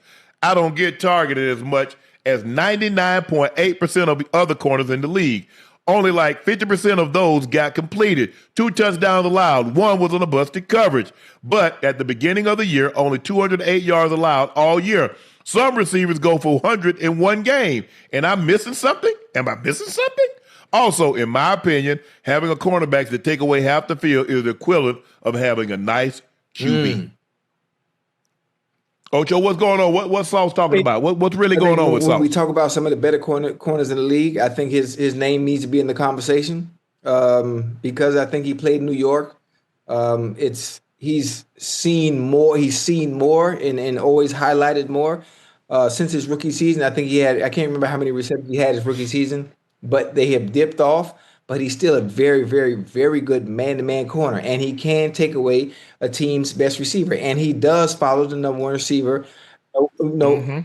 side to side wherever he goes. I think still to this day, he needs to be in that top 5 conversation of one of the better DBs in the league. When you look at the numbers, don't say you don't like him for whatever reason it may be. Sometimes he can be a little handsy. Sometimes he can get a call. But he's still a lockdown corner in man-to-man in today's NFL. If you break down the numbers, don't just say you don't like him and just say, oh, he gets toasted or he gets beat. No, let's break down the numbers and compare it to the other good DBs in the NFL, and then you will see he is a top corner still. And he doesn't get targets, so he's not going to have the interceptions that some other players have. No, he don't have hands. That's why he don't have interceptions. he can't catch. But I think I just don't. When I look at him, Ocho, I look at him his first year and his second year, and I don't see that same effectiveness. Now, that's not to say that he's not, and maybe that's as high as good as it gets, because Revis was good, but that 2009 season was out of this world. So if you compare him against his best. Then what are we doing? And so maybe Saul set the bar so high and so unrealistic that was something that he was never going to be able to maintain for 3, 4, 5, 6, 7, 8, 9 years. And also for DBs, based on the way the public, those who enjoy watching the game, fans that love watching the game, they just look at numbers, interception. But if you're not getting the opportunities to make the plays, there's really nothing he as a DB can do. And I think when you have a DB like Sauce, which is why they gave two first rounders for him, because I understand not only are we all in, we believe he can take one side of the field away from us, and we can do that much more exotically, defensively with everybody else. Yeah. But that's the thing that's the expectation that he came in and was so good his rookie season. And they tried him his rookie season too. They kept throwing at him. Yeah. And he kept picking them things off like a booker. And he new coordinators, I mean, are they still playing him the same style? The thing is that Revis was in that Rex Ryan defense. Very aggressive, a lot of man-to-man coverage. Even Coach Belichick, when he got him, put him in man coverage. He's not his own corner. He likes to be handsy. You look at him when he was at Tampa, even though I think, didn't he tear his knee at Tampa? I think that's where he got hurt. I didn't know he got hurt. He tore his ACL? Yeah, he was at Tampa. Yeah, I know he's at Tampa. I didn't know he tore his I didn't know he messed up his. Isn't that where he tore his ACL?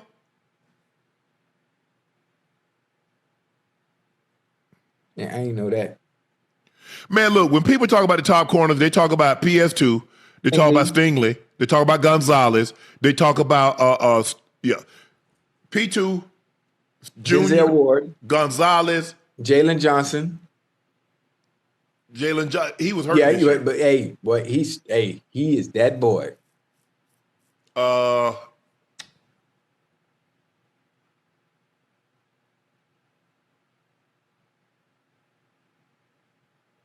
I'm trying to think who's the NFC corners. J.C. Horn belongs in the conversations as well.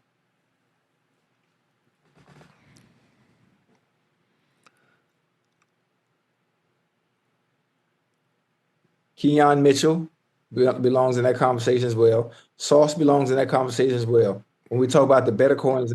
Oh yeah, Mitchell, Cooper DeJean, and who's the other? Is AJ Terrell? Did AJ Terrell make it? We know Mitchell and DeJean are two. I don't know who the other is.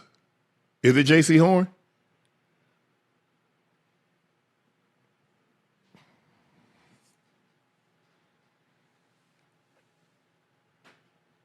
But hey, bro, that thing is ever evolving. It's hard to stay at the top for a period of time, man. Because them jokers coming. Yeah, absolutely. It's hard. Absolutely. Two starters are Horn and Spoon, and then Gene and Kenyon Mitchell. Okay. Oh yeah, Spoon. Spoon from Yeah, the Seattle. nickel. We're 21. Yeah, Spoon and J.C. Horn. Tyreek, well, hell, if that's good, we might well throw Tyreek Woolen in there too. Denzel Ward. We forgot about him. So the names, you go Denzel Ward, you go Pat Surtain, you go Stingley, you go Gonzalez, J.C. Horn as well. Horn, you go Mitchell, you go DeJean, you go AJ Terrell, bruh. When you get injured. For the AFC, Stingley and Surtain are the Starters. and Gonzalez is the order. Right.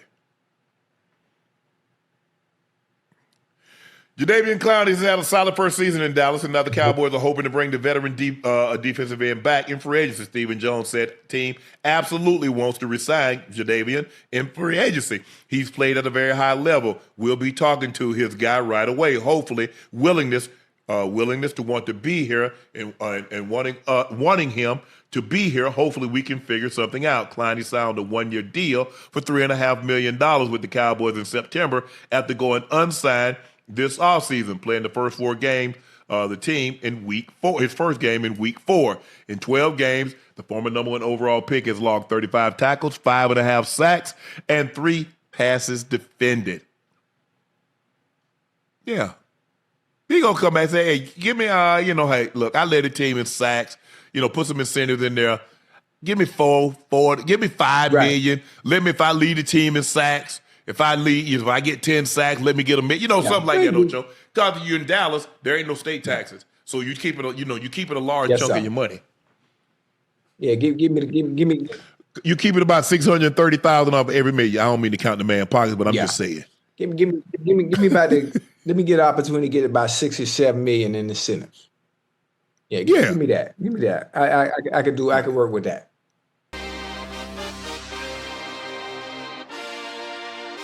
Ocho, Joe Burrow discussed the mindset when facing Myles Garrett in Week 18 as Garrett closed in on the NFL sack record. Burrow said, I'm certainly not going to overcompensate either way.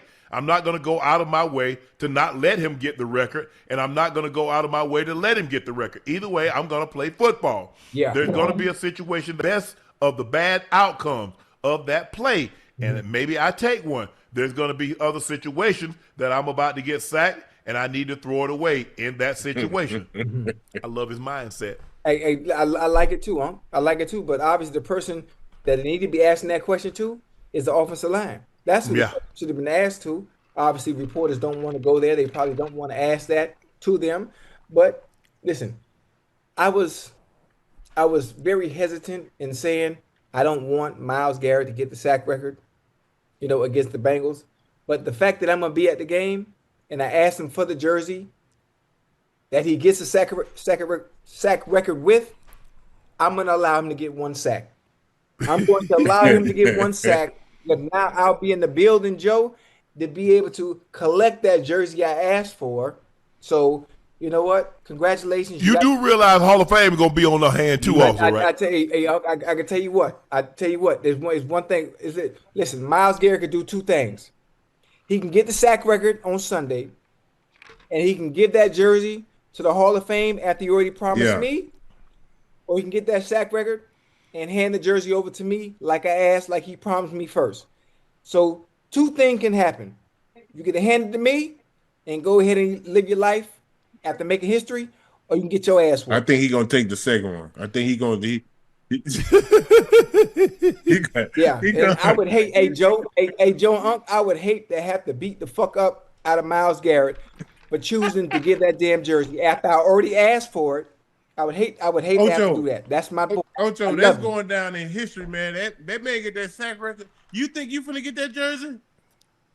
Yeah, Joe. I asked for it, Joe. Man, I asked for it. I'm telling you, Joe. I think he get 2 sacks on Sunday. I said 1. We'll give him 1. We'll give him 1. Huh? One. We ain't gonna give him 2. Hold on, 1. I think he one gets breaks 2. the record, or 2 breaks it. Yeah. Yep. Oh, 2 breaks it. Okay. 1 breaks it. He has 22. 1 to give him 23. The record is 22 and a half. Oh yeah. Yeah. Hey, Joe. Hey, he can give him another jersey. Let them put that in there. But give me the original one. I want to frame it. I want to put it up in my game room. No, they're gonna take that one because that's the jersey that's gonna have the dirt on it. That's the jersey that's gonna have the stains on it. Don't worry about it. They can put some stains on the other one. It ain't nothing to go outside and rub that goddamn Well, that got him in trouble. They got some people got some Hold on. So he can't keep his jersey for himself? He can if he want to, but the Hall of Fame is going to request it. And it's an honor to have that jersey in the Hall of Fame. That's why a lot of the Tom stuff is in the Hall. And it's an honor for Ocho to have the jersey too. Nah, because it's gonna probably end up in somebody's auction house with Ocho get it. Nah, that ain't gonna happen because there's gonna be no reason for me. Ocho ain't gonna be here forever. Okay. Once Ocho, like my kids. What they do, what I do with it, how I cherish it, that don't mean they gonna cherish it the same way. Man. Oh my God. Hey, I know. Listen, I love Myles Garrett, man. Myles, he promised me, and one thing about a man, all we have is our word. If you promise me that jersey, and you choose not to give it to me, 2 things gonna happen: karma, and I'm gonna beat your ass. Well, I'm sure he's like, if I get that sack record, whatever karma comes with that, I mean, because he's so young and he's so far ahead of the pace. Yeah. There's a chance he can get Bruce's record of 200 sacks, 200 and a half sacks, or 202, whatever that case may be. There's a chance.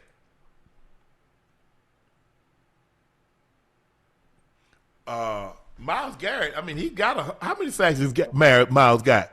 120? He's way ahead of the pace. I mean, he's blistering. Yeah. Now, the problem is the sack didn't become official stat until 1982. They were sacking the quarterback in the 30s, 40s, and 50s. Mm-hmm. He got 124 and a half. He's not even 10 years in the league. What is he, 8? Is it 8th year? He's 9 years in the league. So he's averaging 12 and a half, 13 sacks a season. Damn, that's crazy. I think Brucey played. What did Brucey play? 20? 19? Brucey came in at 85. And he left in I think he left in 03. So Bruce played 19. Man, get Myles Garrett up out of there, man. Reggie played like 16 or 17 and got 198 and a half. Joe, where you wanting to go, Joe? Man, come Ocho, I want and don't say Dallas. Why not? See, yeah. Hey, can he get after the quarterback? Yeah, he can. Hell yeah. Hey. He one of the best to do it. One of the best to ever do it. Get him up out of there, man. Let him go play some meaningful football now. I like the way it sounds. I think he might be 2 or 3 years away from that. You think so? I don't think Cleveland's ready to give him up just yet. How many years he in on that deal? I know he got a big deal. How many years he signed a 4-year deal, but he had 2 years left, so he got another 5 years on it. Yeah. I know one thing, Joe. He might not see them years. He don't give me that goddamn jersey, boy. I tell you that. Oh, Joe, you can cancel that, brother. Hey, it's gonna be some things canceled. It ain't gonna be me. But the problem is, Ocho, Joe, is that they got a lot of, there's gonna be a lot of suitors. Now the Cowboys do have the capital because they got 2 first rounders next year, and they got another 2 first rounders the year after. Yeah. So they got the arsenal to go get him. Mm-hmm. If Cleveland's willing to let him go. And this would be the good time to let him go, Unc, if the Cleveland Browns are serious about building something because they can get the most value for him right now, not later. You can get the most value, the most pieces for him if you're serious about building and changing the culture over there in Cleveland. What? Because you didn't win with him. You didn't win with him. So you know what you need to do. You know what you need. He can really help some teams. Wow. Yeah, big time. Man, I'm looking at this. Michael Irvin took his belt off. Man, Mike crazy. He was whooping the trash can. Yeah, man, that dude. Hey, there. Ocho, why Yeah. you didn't go to UM? Why you didn't go to University of Miami? What, Joe? Man, with that Joker grades, Joe, Joe, he I couldn't ain't get had in no- prison with them grades. Joe, I ain't had no grades to go there, Joe. Joe, I couldn't even get in the goddamn FAMU, Joe. Joe, he couldn't get in prison with them grades. Hey, Joe. Hey, Joe, in high school, boy, I was a knucklehead, Joe. And I'm not talking about a knucklehead like, in the street or just, Joe, I wasn't going to Then class, come Joe. to school when you want to, leaving when you want to. I Yeah, already know. Joe. Hey, Joe, I went to school on Miami Beach, Joe. Miami Beach Senior High. I was on South Beach for high school. Man. That's why my grandma ain't want me in the inner city where I grew up going to school with them boys. It would have been even worse. So if I ain't do right over there, with them folk, imagine me in the city with all my homeboys. Joe, I was bad, Joe. If you get an opportunity to party with one guy in your lifetime, let it be Mike. If you get an opportunity to party with any athlete, any superstar, any podcaster, any person, let it be Mike. He go hard like that, huh? Let it be Mike. He be having fun. Let it be Mike. Mike is the greatest. Mike is the greatest. One day I'm gonna tell y'all the story how Mike and I stole Gary Sheffield Winnebago.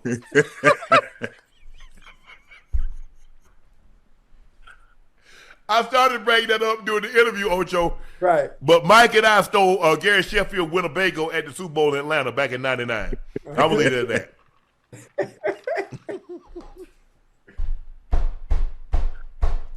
Woo! What a time. What a time. What a time. I think he breaks the record though, Ocho. You think he gets the record? You said he does get the record. Yeah, Joe, you think he gets the record? Yeah. I know. I see him talking, trying to support my team, but Myles Garrett is probably he wasn't able to get it last week. I'm not sure the Bengals will go away from doing what the Steelers did, where they were so worried about him getting the record, they weren't able to play their game offensively. Exactly. It took away from them offensively. So I don't think you doing you running boosts and you running rollout. You got the guys chipping that they can't get in the routes real quick. Mm-hmm. People like, why? Gary Sheffield had a Winnebago. Super Bowl. I was like, hey, what up, Chef? He's like, hey, what up, Chef? How you doing? Mike, I was like, Mike. Yeah, what up, Chef? You know how Mike is. Mike animated. What you doing, Sharp? I'm on whatever you on. Let's just say Sheffield went N.A. We took the Winnebago. I called a cab to come get me the next morning. I couldn't drive the Winnebago. I couldn't drive the Winnebago home. Lord have mercy.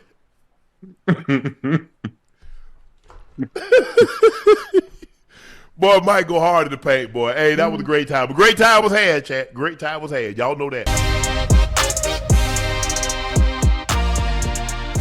Ocho! Michael was active today on Twitter. Oh, excuse me. X. Defending his new teammate, Trayvon Diggs. First, a Cowboy beat writer tweeted Trayvon Diggs' grade per Football Focus. I don't even look at Pro Football Focus. 2020, it was 67.2. Then 21, it was 59.6. 2022, it was 66.9. In 23, it was 80.2, only 2 games though. 24, it was 56.6. And 25 was 56.1. Statistically, he's the worst corner in the league right now. And the tape is even worse. Maybe we owe those guys at Pro Football Focus an apology.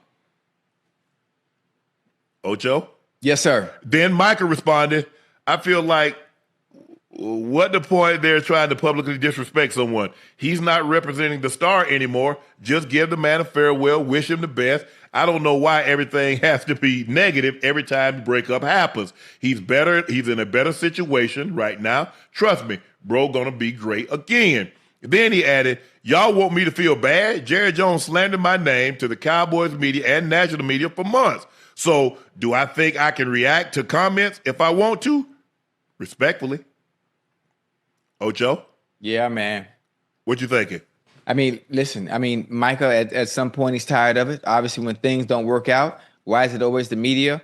Why not wish the players farewell? Why do you always have to bring up the negative about him on why he's gone and where he's at right now? And I don't understand. It's tasteless to me. It's classless to me. Most times when other players from other teams, they get traded, they send in their farewells. They say, thank you, appreciate your work. I know things didn't work out the way they should, but hey, every divorce, when it comes to the Cowboys and their players, it has to be nasty.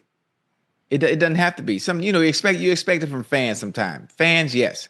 But, the media in itself, there's so many other things that's going wrong in that organization. You don't have to do the players like that. They did Micah like that. They said they were better without him.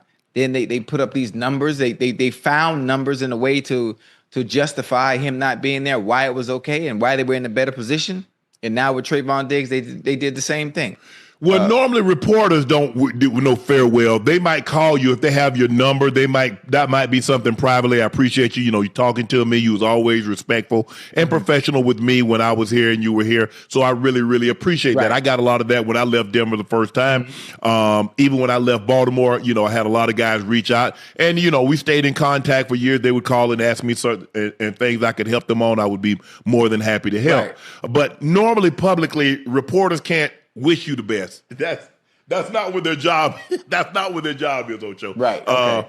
But I think the thing is that people like, well, Michael, this divorce has happened 5 months ago. Yeah. I think that's the thing. People like, bro, you moved on with your life. You happy? Yeah. I mean, but he in sense and essence, for context, you got to understand he was taking up for Trayvon. In that yes. That's all, and just reminding them. 5 months ago, they did him the exact same way. Mm-hmm. As much as he's done for them, obviously not being able to, what the end goal is. The end goal is always to win a championship. He wasn't able to bring that, but they found ways to justify him leaving and some of the things that Jerry said. And obviously, we talked about it in length when it happened. Oh, he wasn't coming back. There's no way an owner talks about a player like that publicly, and you still in his team, and you think I'm going to represent you in the right way. I agree with you. Look, like I said last night, I'm not here to beat up Trayvon. Yeah. He had his moments, and I just saw things that were kind of like had me trending. I just keep my mouth shut because I hear a lot of people saying, well, we got people. They send it DMing me pictures of him in the club or him being somewhere. I'm like, that ain't got nothing to do with me. I'm gonna talk about his play on the field, and that's where I'm gonna leave it at. So, but I just saw the way it was trending. And I was like, yeah, they're gonna have a breakup here before long, and it happened. As Brian Schottenheimer, Shotty said, because we told him he couldn't go, and then the reports that he was at a concert. I don't know if he was at a concert, but that's inconsequential because when you ask them, could you stay, they said no. Right. Once they said no, it doesn't matter whether you're at a concert. And I guess, like you said, maybe he just wanted to leave. Maybe he wanted out. I don't know. Right. But in that situation, if your boss said, you ask your boss, can I get off tomorrow? He says, no, we really need you to come in, Ocho. If you take off tomorrow, it don't matter what you took off for. Right. They did not give you the day off. So if they move in another direction, you can't be mad. Yeah, I don't think he is mad. I don't think he is mad either way, Unc. I think obviously he wanted out. He knew it was coming. There were issues, obviously, dating back to training camp, and him choosing to do his, not training camp, but off season, him choosing to do his rehabbing elsewhere and not want to be in Dallas. Obviously, Jerry Jones and the Cowboys organization taking $500,000 from him because of his choice and wanting to rehab away from the facility. Correct. And then obviously him saying he's healthy, him being a healthy scratch, him talking to the media saying he's healthy, but Jerry saying he's not healthy. I mean, it was so much turmoil going on there. And I think he just wanted to expedite the process of him not being there. So him choosing not to come back on that flight and stay wherever he was and do what he wanted to do. And he got what he wanted. I think the thing is, Ocho, also, and you heard Eberflus, when he was talking, he said some things transpired. He's like, look, when you have a guy that can get there suddenly and we trade that guy, he's talking like a guy that knows he's not coming back. So I'm going to be truthful. We traded Michael. What the hell did you expect to happen with our secondary? You need a guy that can win right now. He's the one guy that can win right now. Yes. He's the one guy that if you don't double, he will wreck your he'll wreck your offense. They don't have anybody like that. And so with that, with Trayvon maybe he was maybe he's healthy now, maybe he wasn't healthy at the start of the season. I don't know. Right. I don't know. But what I do know is that he was a guy that would take some risk. He's a feast or famine guy, Ocho. He's gonna get you, but you're gonna get him. Yeah. And teams double moved him. That's how you got to get him. You know, there are guys, Ocho, we starting off, we double moving you because we got to back you up. Aggressive. Because you're gonna jump something. So we want you. We're gonna use your aggressiveness against you. And Diggs he's not in Dallas anymore. And people go like, well, you know, that's what. No, that's not the reason why. That's not the reason why.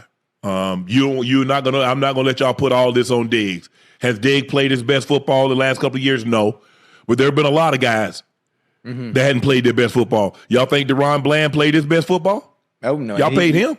He just got that bag. Y'all think he played his best? There are a lot of guys that hadn't lived up to expectations. That's a part of it. The Cowboys got some choices to make. Y'all problem is y'all general manager is terrible, and don't nobody know that but him. And he doesn't know. Everybody knows it except him. Yeah, but keep him in place. I like y'all give us something to talk about. So guess what? It's 31 years before y'all went to the NFC Championship game again.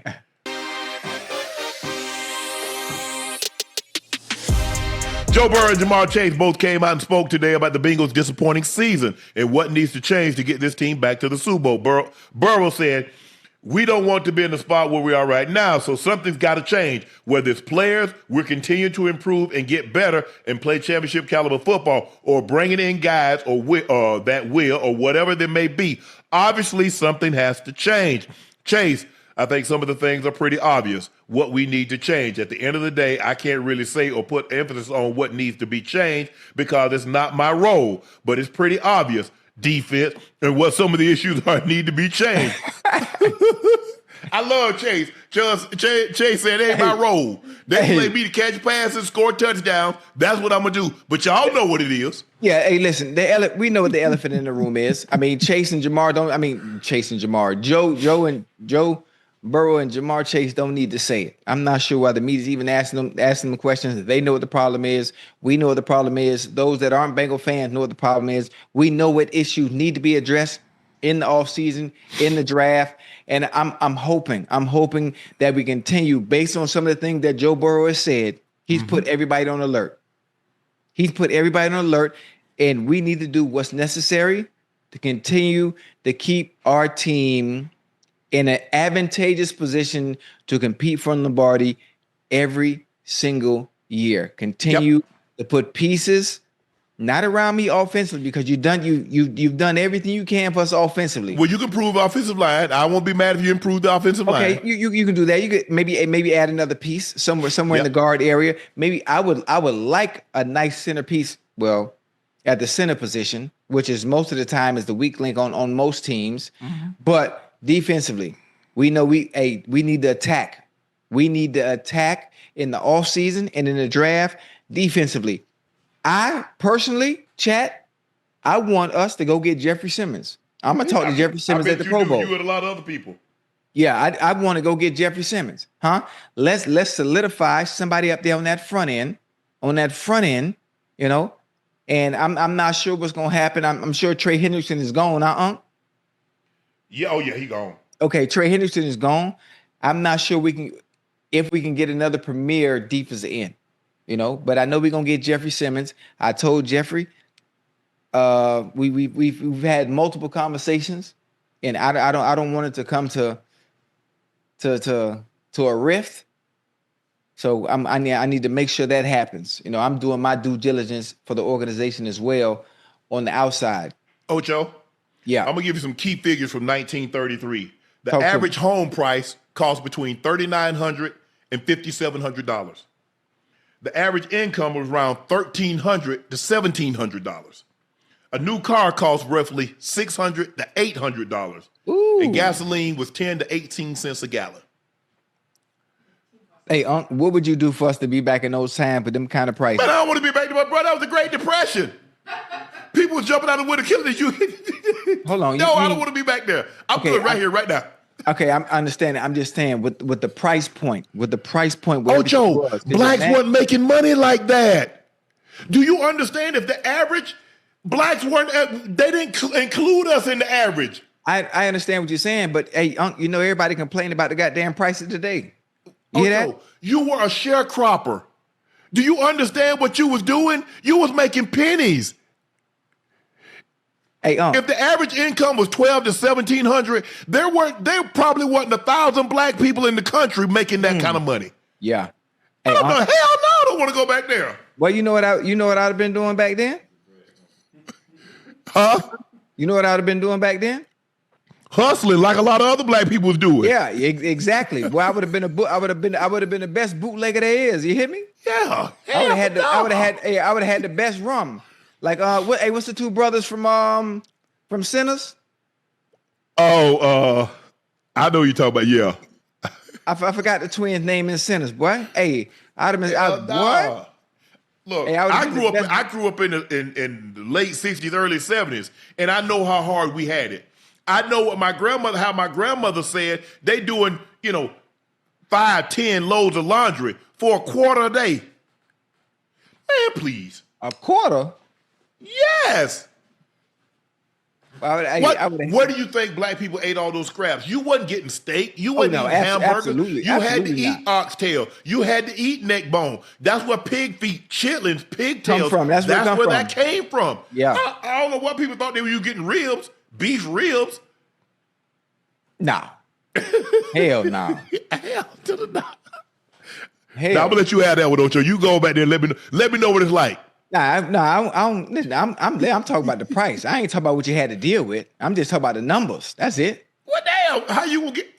So you think you're gonna be able to go back there with the money you got now and just transport yourself back there? I ain't say I wanted to go back there. I said living today. Could you imagine if the prices were as low and affordable as they were back then? That's all. Hell no, that's impossible. Yeah, I know that. I know that. I'm just saying. Everybody complain about everything today. Oh, the price of eggs. Oh, milk so goddamn high. Eggs, see how much eggs are. I mean, yeah, of course. I'm gonna say that's why I'm just saying in general. What if it was a little bit more affordable, where people wasn't living goddamn paycheck to paycheck? People have been living paycheck to paycheck. What you mean? They ain't just started, Ocho. Yeah, I know. I'm just saying, It'd be a little easier. That's why you need the right people in position of power that make the calls. But every time you think you get the right people, they get corrupted too. Because how you think they got the power? Hey, I'm glad you know. See, that's why I stay out of politics. Because you gotta be crooked. You can't never be straight and be in the politics.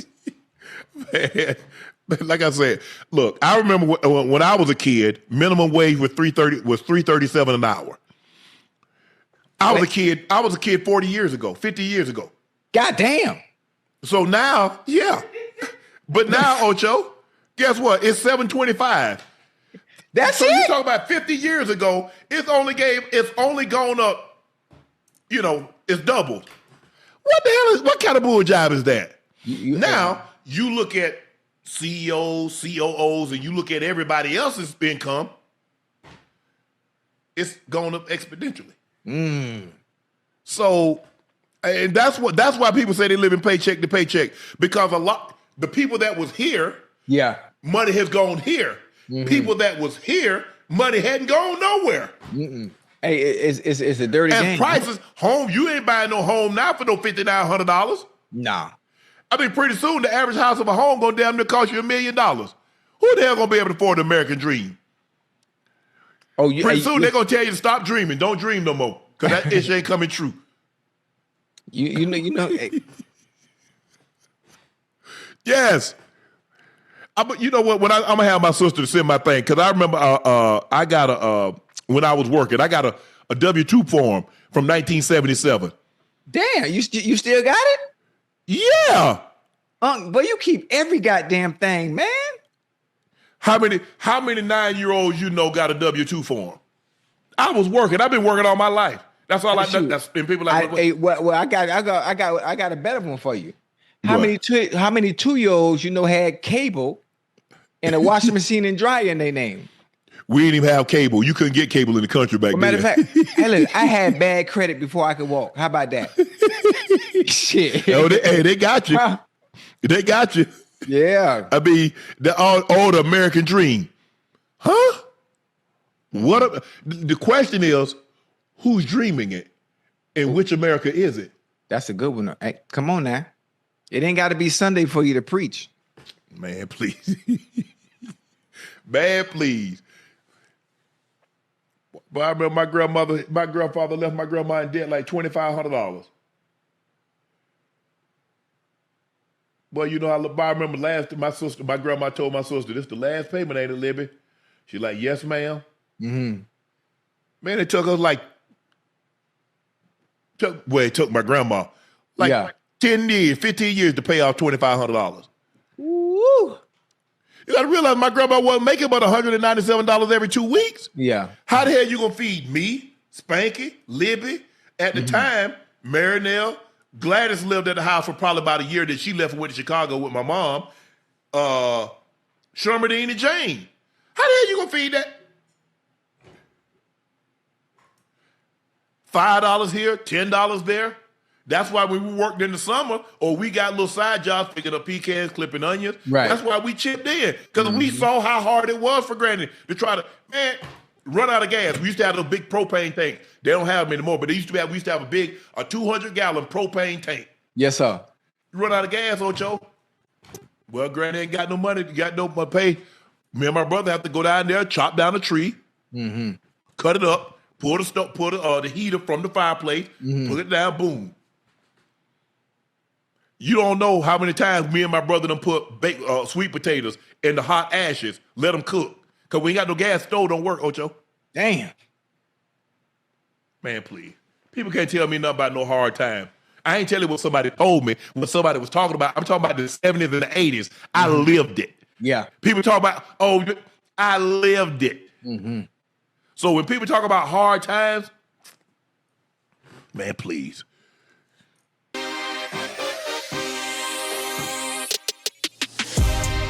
What we got here? Ian Rappaport reports that the Giants are expected to look at all options if they get their hands on the top pick in April. Rappaport expects them to evaluate all options, including looking at Fernando Mendoza, before they make the decision on how they're going to proceed if they have this pick. Dart said this week he hadn't heard much from the report, but made it clear he sees he's the future in New York.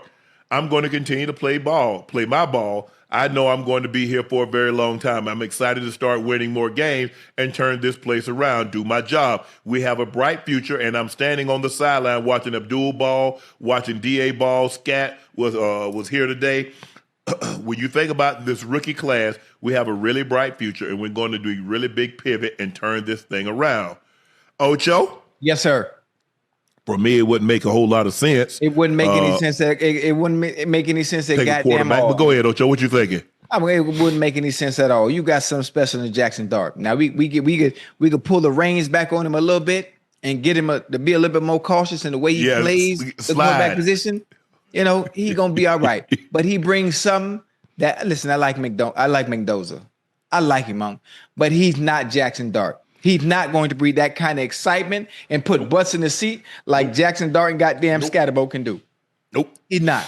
He definitely not. Completely different individual. If you listen to his interviews, he's not ready for that New York media. That ain't for him. That ain't for him. Jackson Dart is perfect for that situation. He's perfect for that atmosphere, that environment. Being in New York, that is the perfect place for him. He's gonna be all right. We gotta tone some things down in his game, and he's gonna be all right. Other than that, that's all. But all that looking all they can check all the options in every other area except quarterback.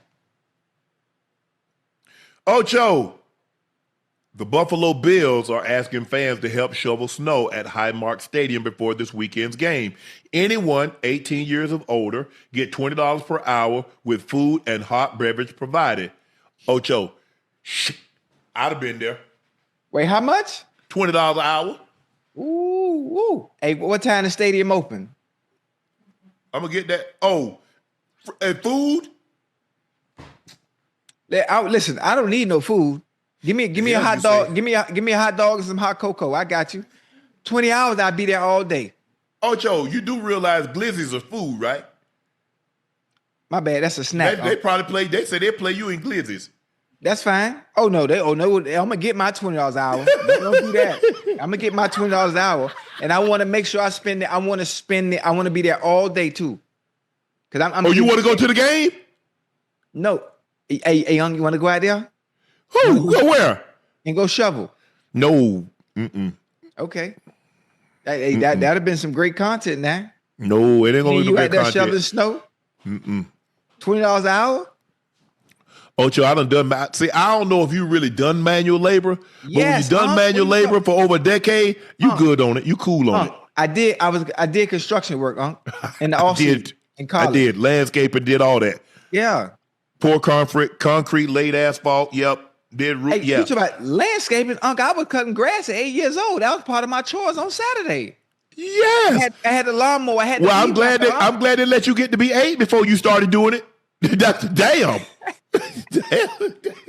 What we talking about? My grandma had me out there in her rose bed. I'm the one that had to dig. I'm the one that had to dig them holes in the garden. Yes. I know about manual labor now. I'm out there with the garden gloves on that don't fit. Three sizes too big. Damn, you had gloves and everything.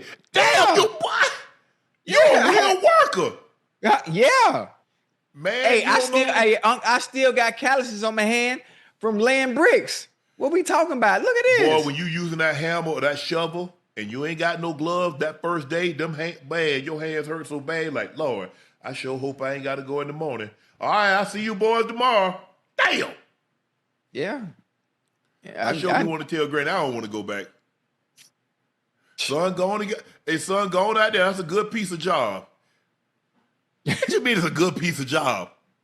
Working 12 hours a day for $10, $15? You think that's good? Hey. Where else you gonna make that kind of money? Boy, my grandma, hey, look here, man. You could have worked 15 hours. Man, pay you $5. Well, that's good money. What?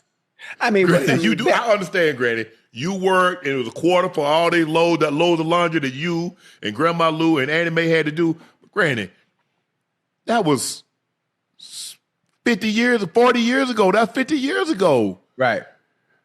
$2 ain't a lot of money, Granny. Damn. You could. My grandma thought any denomination of money was good money. It was good money. Yes. But that's where, it comes from. That's where how I'm wired. I'm a provider. There wasn't a whole lot, but, working in the summer. We worked in the summer. We caught chickens. Once the tobacco was over, we still caught chickens during the season.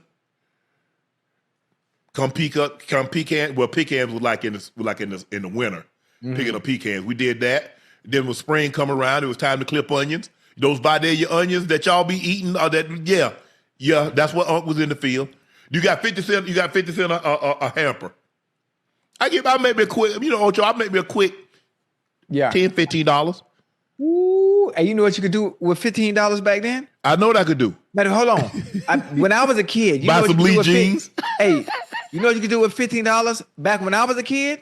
Go to the candy lady house. You know how much $15 can carry you at the candy lady house back in the 80s? No, $10. No, $5, because 10 of it got to go to Granny. You got to help pay some bills. Oh, yeah, you ain't finna just get all that money and just keep it for yourself. Huh? Oh, that's what you thought? Nah. Okay. For me, it was chore money. It was chore money. I understand. Once I wash my clothes, once I cut that grass, once I get out there in that rose bed, once I pick the mangoes that are ripe off the tree. Yeah. Once I sweep up them goddamn leaves, any leaves that was in the yard. Once I wash them cars. Come on now. I know I got me a good $10, $15 coming. Nope. Man, can't tell me nothing. I hear that ice cream truck coming. Hey, I'm ready. Bad, please. That was me and my brother was talking when he was out here. He said, man, he was looking at it. He was walking around the house. He was in the backyard. He had sent my sister-in-law a picture, my niece. He's like, boy, we were sitting on the back just talking. Yeah. I said, man, when you sit back here, what you think? I said, think of how fortunate and how blessed we are. Mm-hmm. I remember it used to rain. You have to go to the bathroom. Be soaking wet, Ocho. Soaking wet. Mosquitoes. You're in the South. Mosquitoes are bad. I remember all that. And I'm just sitting on nice. And I'm just sitting there just thinking, God, you've been better than me than I even deserve. Yes, sir. I don't even know what I did to deserve this favor, but I thank you. So, man, I wish my grandma, because she was, man, I remember the first time I took my grandma to my house in Atlanta, Ocho. Uh-huh. She was pulling up, because she rode with me. Turned down the street, like, ooh.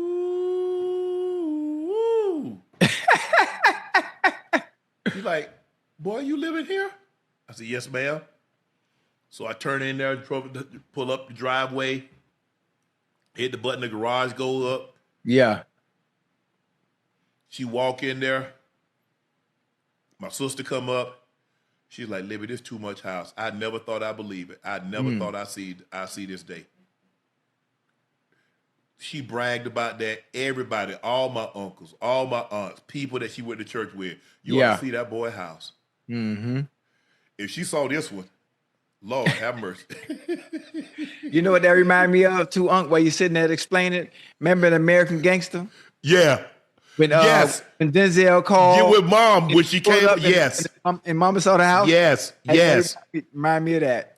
Yes. That's exactly how my grandma was. Yeah. She's like, man, she brags so much.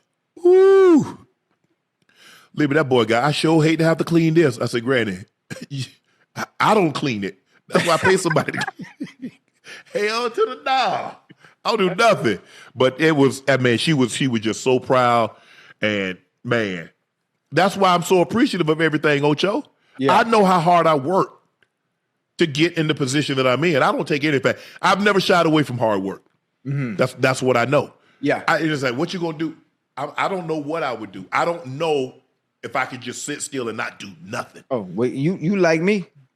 You know, I got 274 jobs, Unc. I can't sit still. I can't. I got to be doing something. I got to be doing something. I do too. Yeah, I don't know if I could just sit still. I got to do something. Even if I don't do number one day a week, I got to do something. I got to feel like I got to get up to do something. Because if I don't feel like I got to get up and do nothing, I'm like, what's my purpose? Right. I mean, you got to have a purpose. I want you to make sure you keep the same energy too. When we win the lotto, I don't want to hear nothing about you taking a vacation and you ain't showing up, because you just said you got to be doing something. So I want, when we hit for about maybe 600, 700, 800 million, make sure you show up on this show every Monday every Wednesday, Thursday, Saturday, and Sunday. Hey, I'm gonna take some CTO. What's that? Choice time off. PTO is paid time off. I'm taking CTO. Choice time off. Oh, hell I'm no. headed. Hey, I'm leaving on the next plane. I don't know when I'll be back again. Right. That's all right. As long as they got Wi-Fi, you good wherever you going. I'm gonna be connected to something, okay? I'm gonna be plugged in. I promise you that, Ocho. I promise you that.